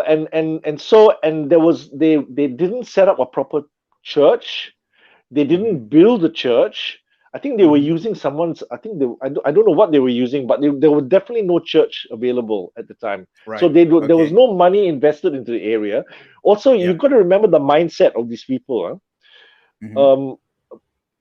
Because they were the Portuguese mission, they would only look after the Portuguese community. Now, who's the Portuguese community in the archipelago back then? All Malacca people. So they only looked after the Malacca people, and so they were their perspective of who was Catholic, who was not, who potentially could become Catholic was very narrow. When the French came, when the French came, can I just give you a different point of view? They had a responsibility to look after their flock, so that was their priority. Whereas when the French came, they came not having any ordained responsibility, so they could then go into the area of the propagation of their faith. They could concentrate on that, and therefore, because that was their prime motivation, therefore they went after everyone. They went after everyone. They went everyone. Whereas the Portuguese church, they came wanting to tend to a particular flock, and perhaps that's why there is that particular you could say biases that came out. Probably. It was at that point it was 300. At that point, it would have been about 300 years old. So it was well established tradition. So you can't really blame them. I mean, it was probably set up in 1511, and that's how they saw it.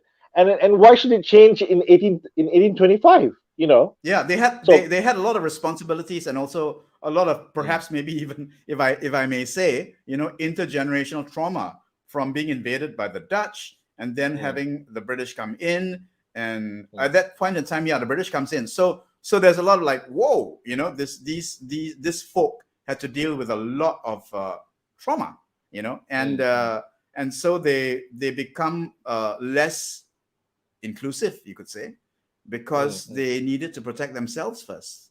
So probably, So I mean, that's a point of view that I share with you. I mean, like, I think they were just badly organized. I'm not sure what look. This is an area. This is an area which should be looked into more, because it's just that when you say badly organized, it does. No, they were badly organized. They were badly organized. Because they didn't set up a proper church, and when the French they were just not used to the European style and glamour. No, it's because they've been around for longer than the French. The French just came let me finish. with their designer labels and aesthetics, and boom, and they probably had an SOP as well. Because when the French came in 1832, overnight they had 300 people. So because they were aggressive. They were aggressive proselytizers. I suspect. Look, that's why I say more research is needed.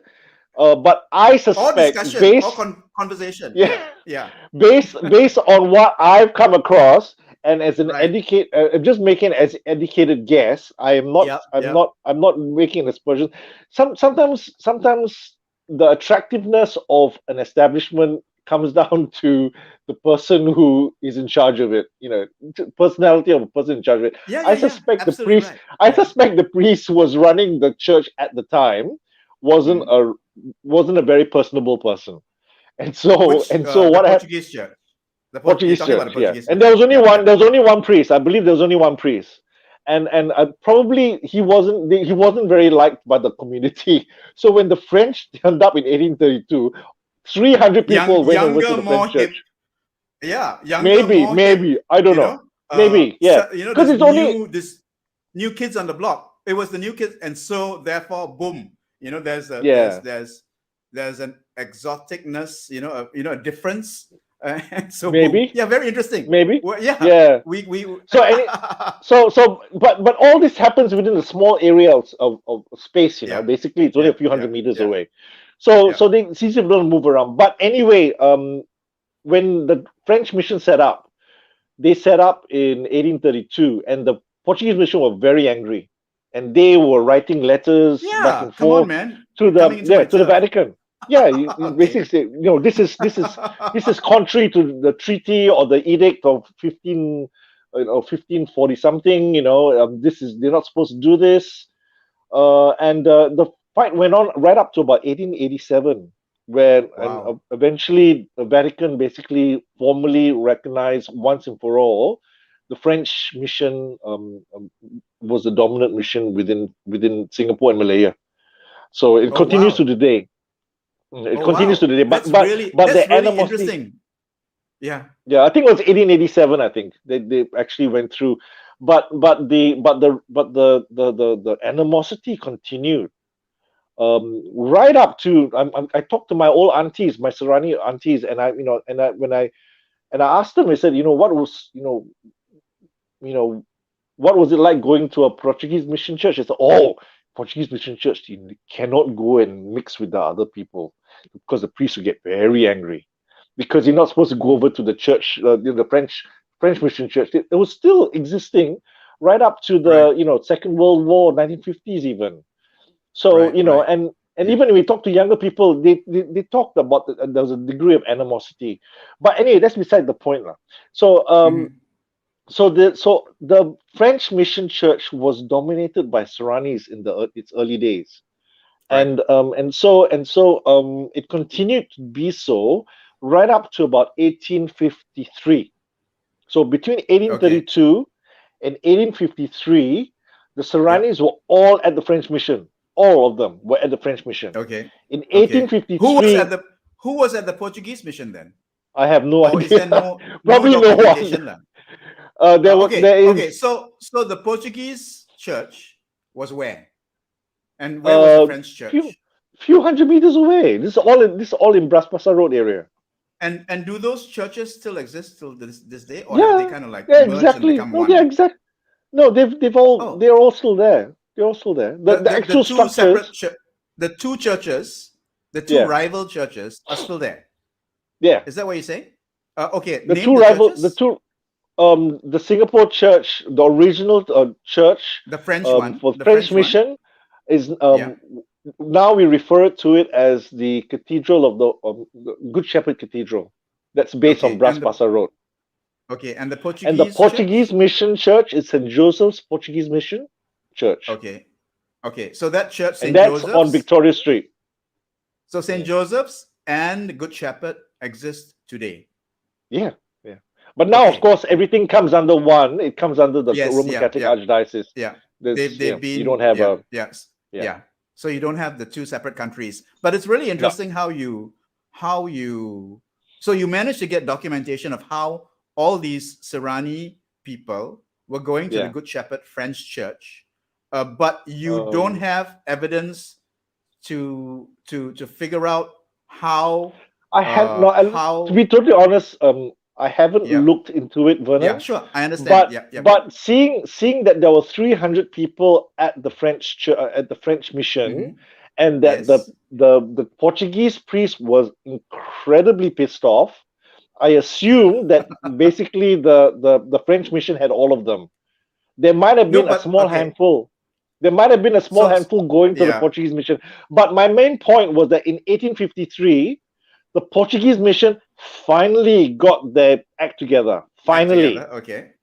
Now it was, I told you about the priest that originally was running the church from 1825 onwards.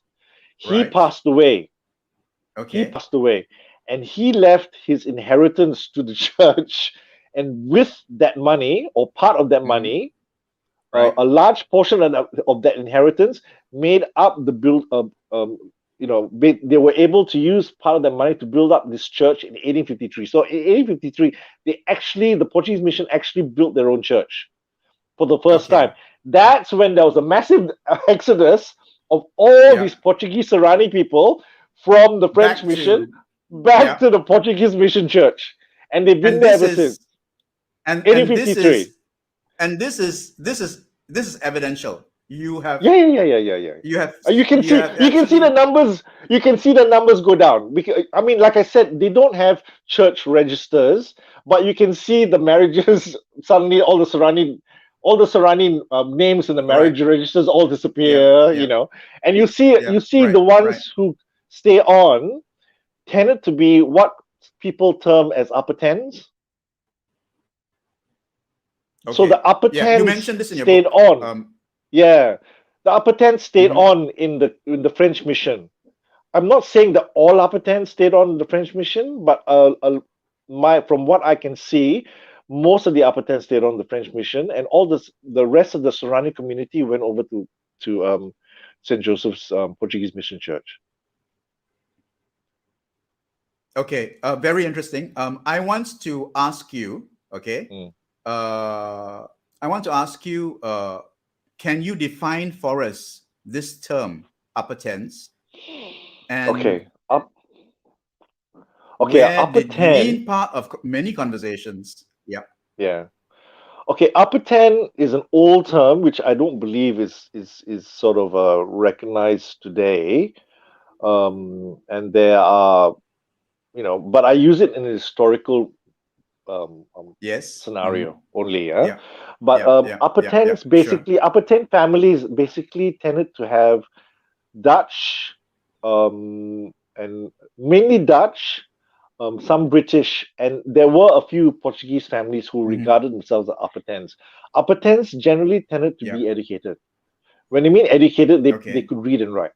Okay, and they held desk jobs, usually as junior clerks. Did people actually say I'm an upper ten? Did they was it a label that they assumed very proudly, or is it something that people use to tag other people? I think they used. I think it was a tag. I think it was a tag used within the community. I think within the Serrani community. Yeah. Not outside. To categorize. Not outside. And do you? Okay. And do you know what was the origin of? Is it the upper tens and the lower sixes, right? Upper tens and lower sixes. Is that correct? I haven't gone into and that. The lower sixes I haven't gone. Okay, cool. Yeah. Look, I don't know. I don't know how they came up with. Okay. Okay. Sorry. So that's for another time, another conversation, maybe even another guest. Yeah. Look. That's for another historian to look at it. But all I'm doing is basically I just came across the names which I recognized, which I could recognize. I could see they were upper tens because firstly their names were different. Secondly, you could see many of them were employed within in junior clerkships in European firms. Yeah. Right. And for some strange reason, all the people who remained at the French mission tended to have these names. Yeah. So I found that quite interesting, and no one else has observed that. As to whether all upper tens stayed on in French mission church, I don't believe so, because I've since seen lists in the French mission, not French mission, in the Portuguese mission registers, and it was a mix as well. There were upper ten names there.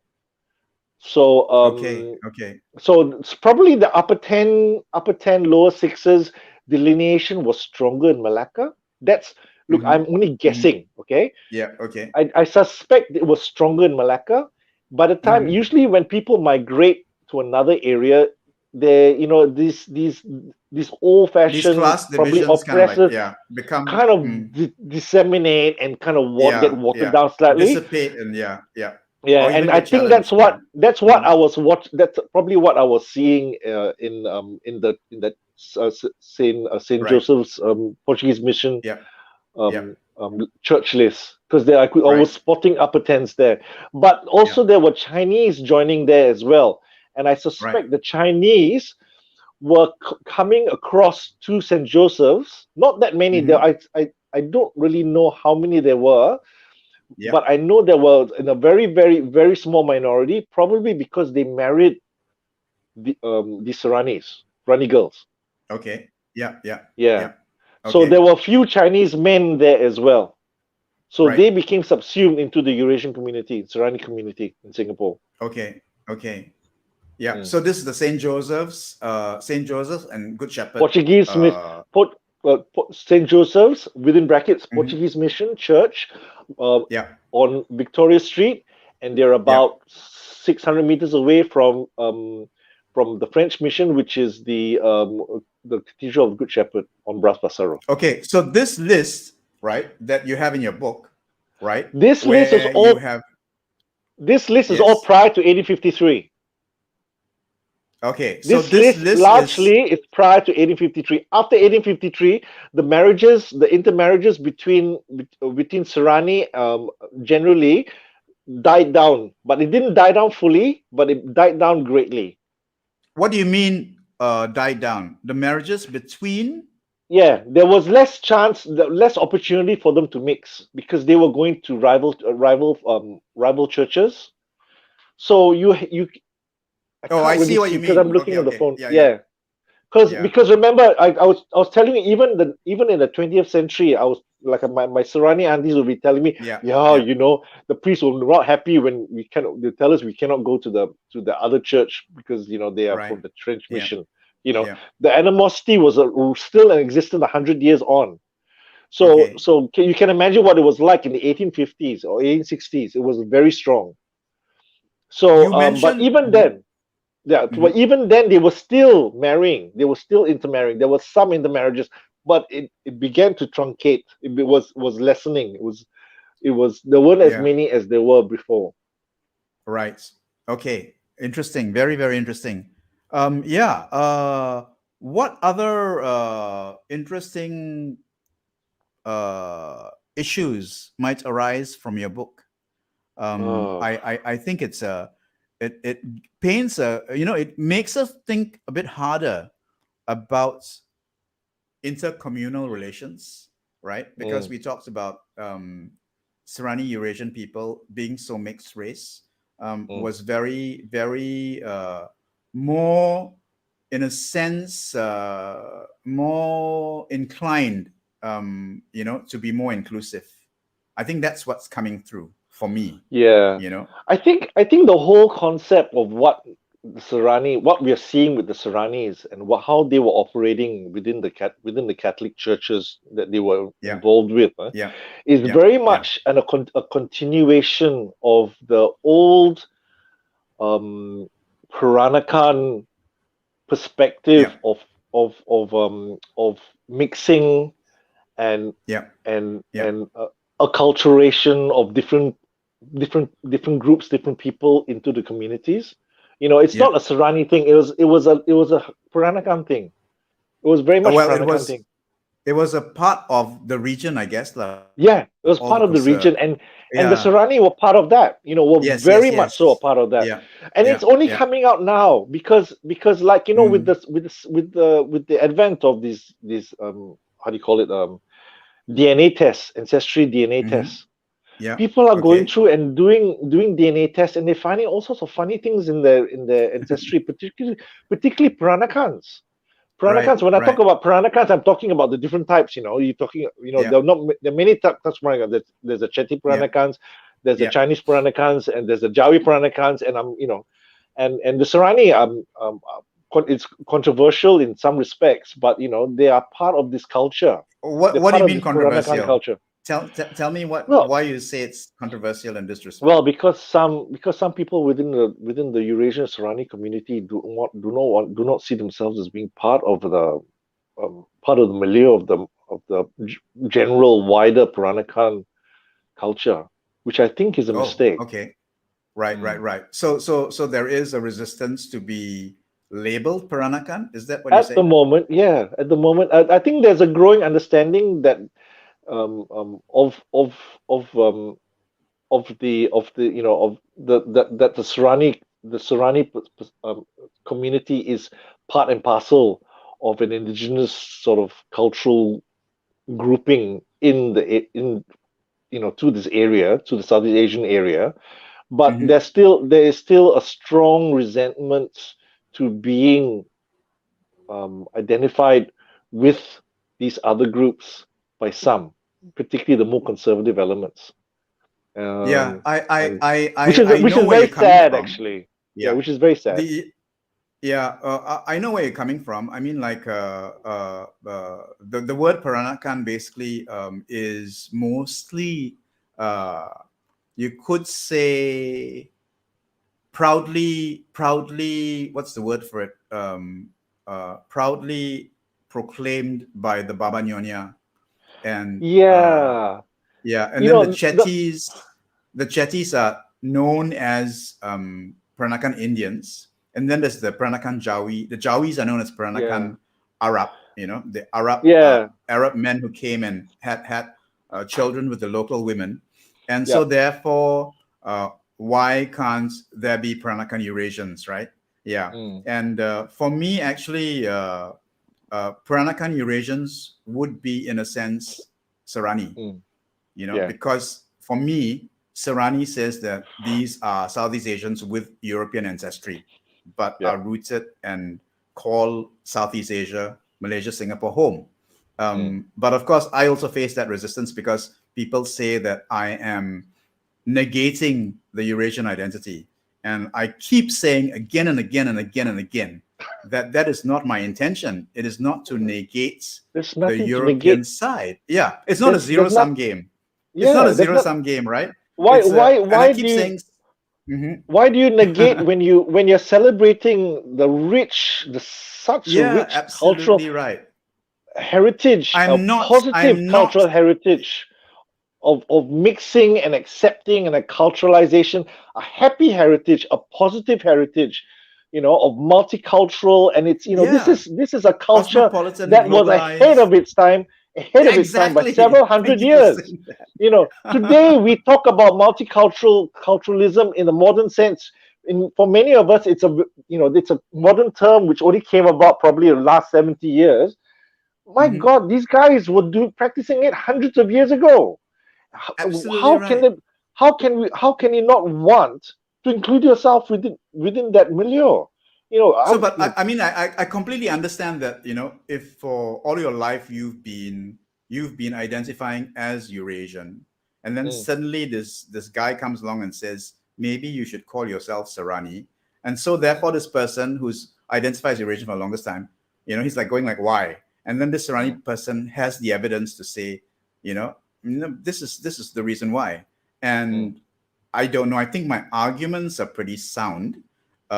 And I keep saying that I'm not negating your Eurasian identity. I'm just saying that you are a Eurasian, you know, mm, and you are a Sarani Eurasian, which is like a Hainanese Chinese or a Hokkien Chinese. It mm, specifies your personal history to location, right? And mm. to location and a track of history that is actually Yeah. more interesting than just saying you're Eurasian. Because when you say you're Eurasian, people just end the conversation there because, okay, you're half European, half Asian, end of story. Mm, But if you say you're Sarani, right, or you say you're Sarani Eurasian, right, or you say I'm Eurasian, but I'm also Sarani, or, mm. whatever it is, when you say Sarani, it just locates you like how you were talking about the Teochew people. The Teochew Chinese are located within Guangdong, right? Mm. Or that part of North China. Guangdong. Yeah. Yeah. So that's what I'm trying to do by saying that you are Eurasian Sarani. It's locating your history. That's all. I'm not in any way saying that Eurasian should be dropped. I'm just saying that No, there is. no one's saying that. I don't think Yeah, anyone's I'm not advocating saying that. at all. Yeah, And if you yeah, want to, and if you want to use Portuguese Eurasian, you have every right to do that.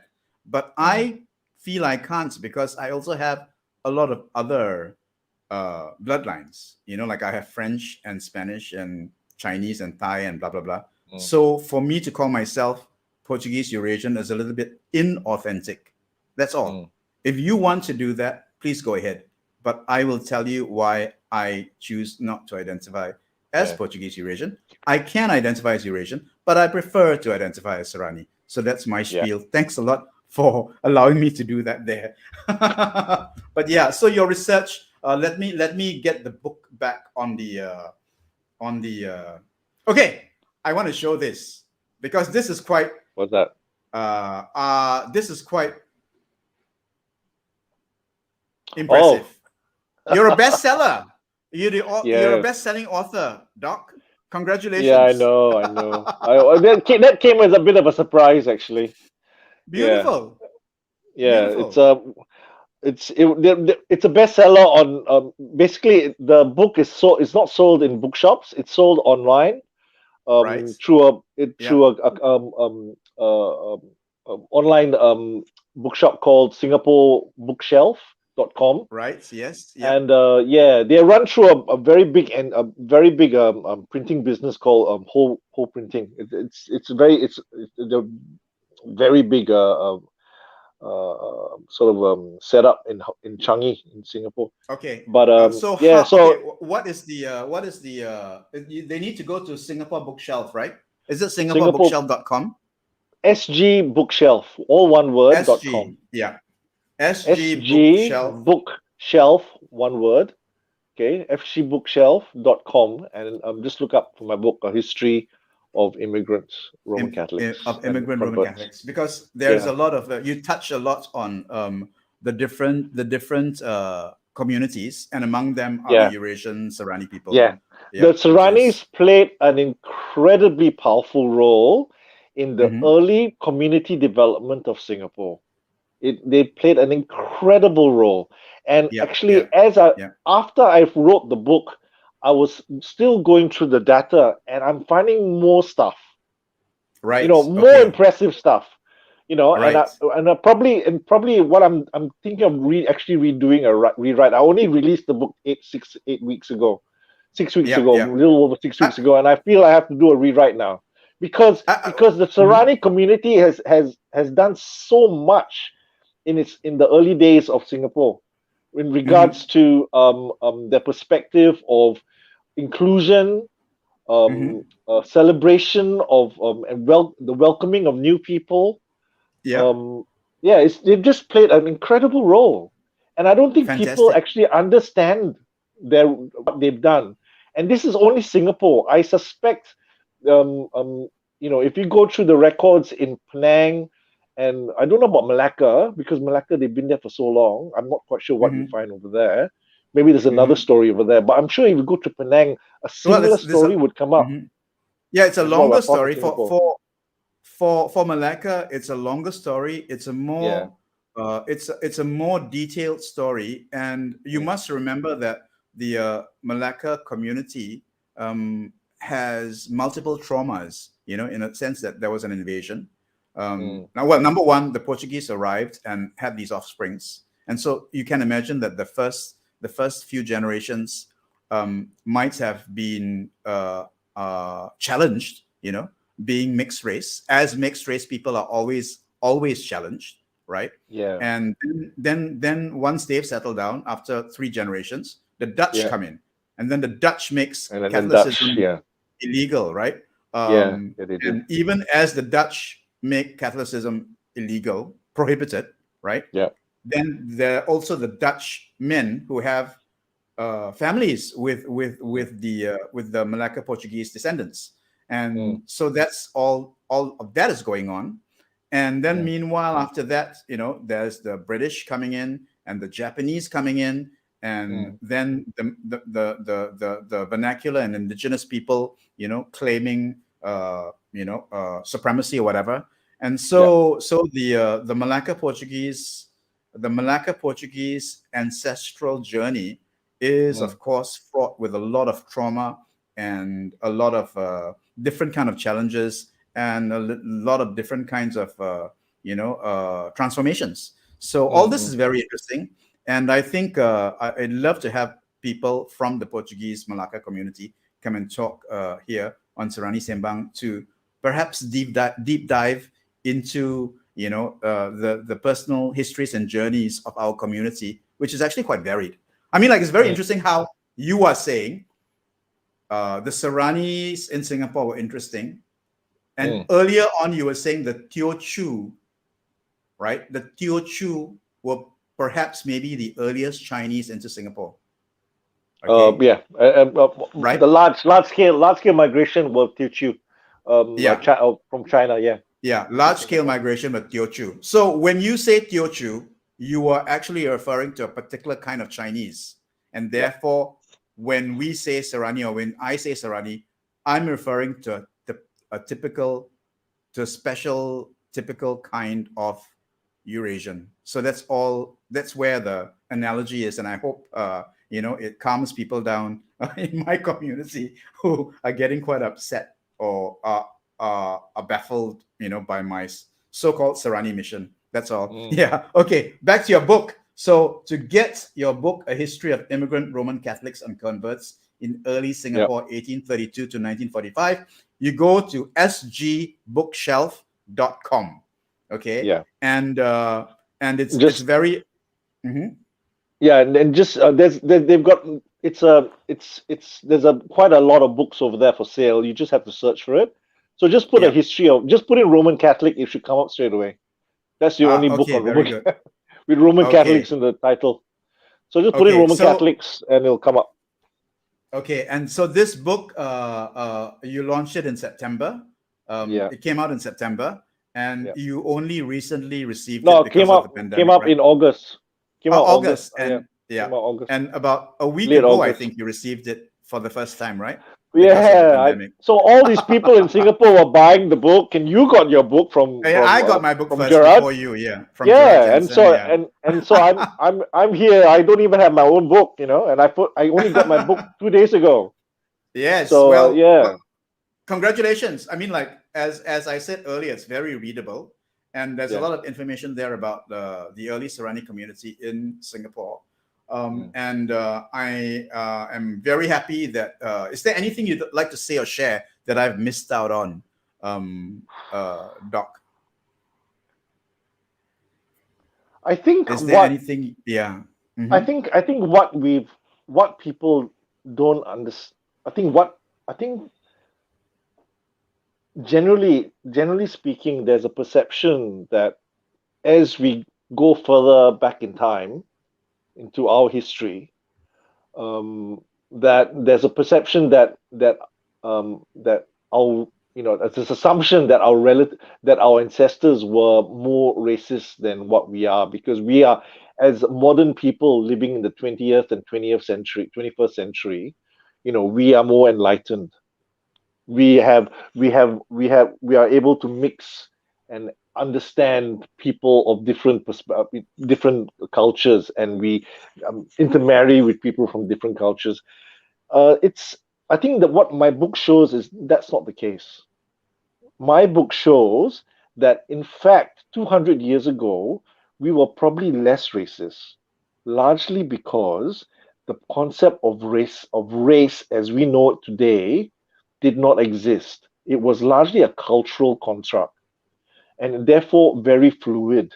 So while I'm not saying that racism didn't exist, of course it would have existed, but the racism as we know it today, where you have people or politicians saying certain groups can't do certain things because they have innate laziness, or they have Hmm. innate greed, or they Hmm. have innate inability or intellectual limits to Yeah. how they can operate. Stereotyping and Yeah, profiling. Yeah. Yeah. basically that did not exist 200 years ago. And for that reason, I surmise, to a large extent, our ancestors were much less racist than we are today. Okay.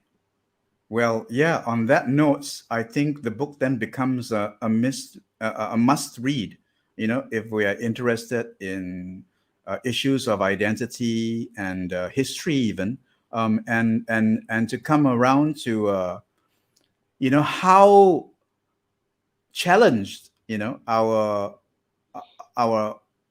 elders and our ancestors were. And Mm, maybe there are lessons that we can learn, from how they dealt with the challenges.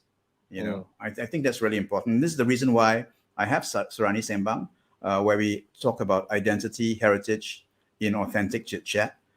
Because I do want for these conversations, and sometimes they're difficult conversations, and sometimes we will, in a sense, have disagreements like we did earlier on, where you had a particular point of view and I, and we came around to, accepting each other's different points of view, mm. and maybe,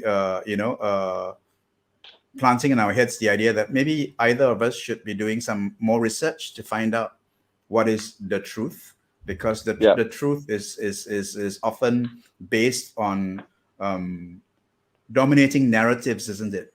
And so those Yes. dominating narratives need to be, in a sense, examined and talked Yes. about and shared and even challenged. And in that challenging, I hope we can do that in the most civil way that Doc Marc and I just did. Yeah. So Mm. thanks, Dr. Marc Sebastian Rerceretnam.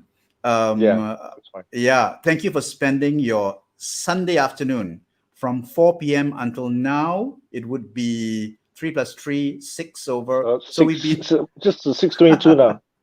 yeah. So we've been We've been we've been on talking air for for, almost yeah, two and a almost half two and a half hours. hours. Yeah. Well, I because, mean, are your interviews usually that long, or is it just well, I've been on Sarani Sembang for more than 2 hours. It's happened, okay? Okay. Yeah, and what, as far as I'm concerned, it's all good. Yeah. And Oh, that's good. we can repackage this into smaller bits and bytes. Mm, mm. And with media, we can actually break it down and have markers along the way, so people can quickly go to different parts of the topic. So yeah, so thank you very much for spending time with me. And No we worries. are, yeah, My pleasure. and we, yeah, and but yeah, a great honor and pleasure for me. And we will continue on this. Examination and interrogation of history and what it all meant then and what it could mean now. So yeah, thank you very much, Doc. Okay. Once Thanks, again, Bernard. yeah, once again, to get a copy of Dr. Marc's book, right? sgbookshelf.com. SG, which is the short form for Singapore, sgbookshelf.com.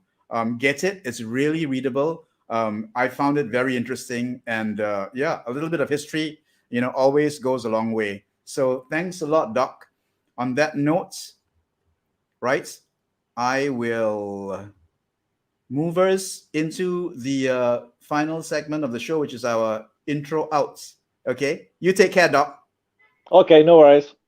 Thank you. See you soon. Bye-bye. Bye bye. Where is the, yeah, here we go.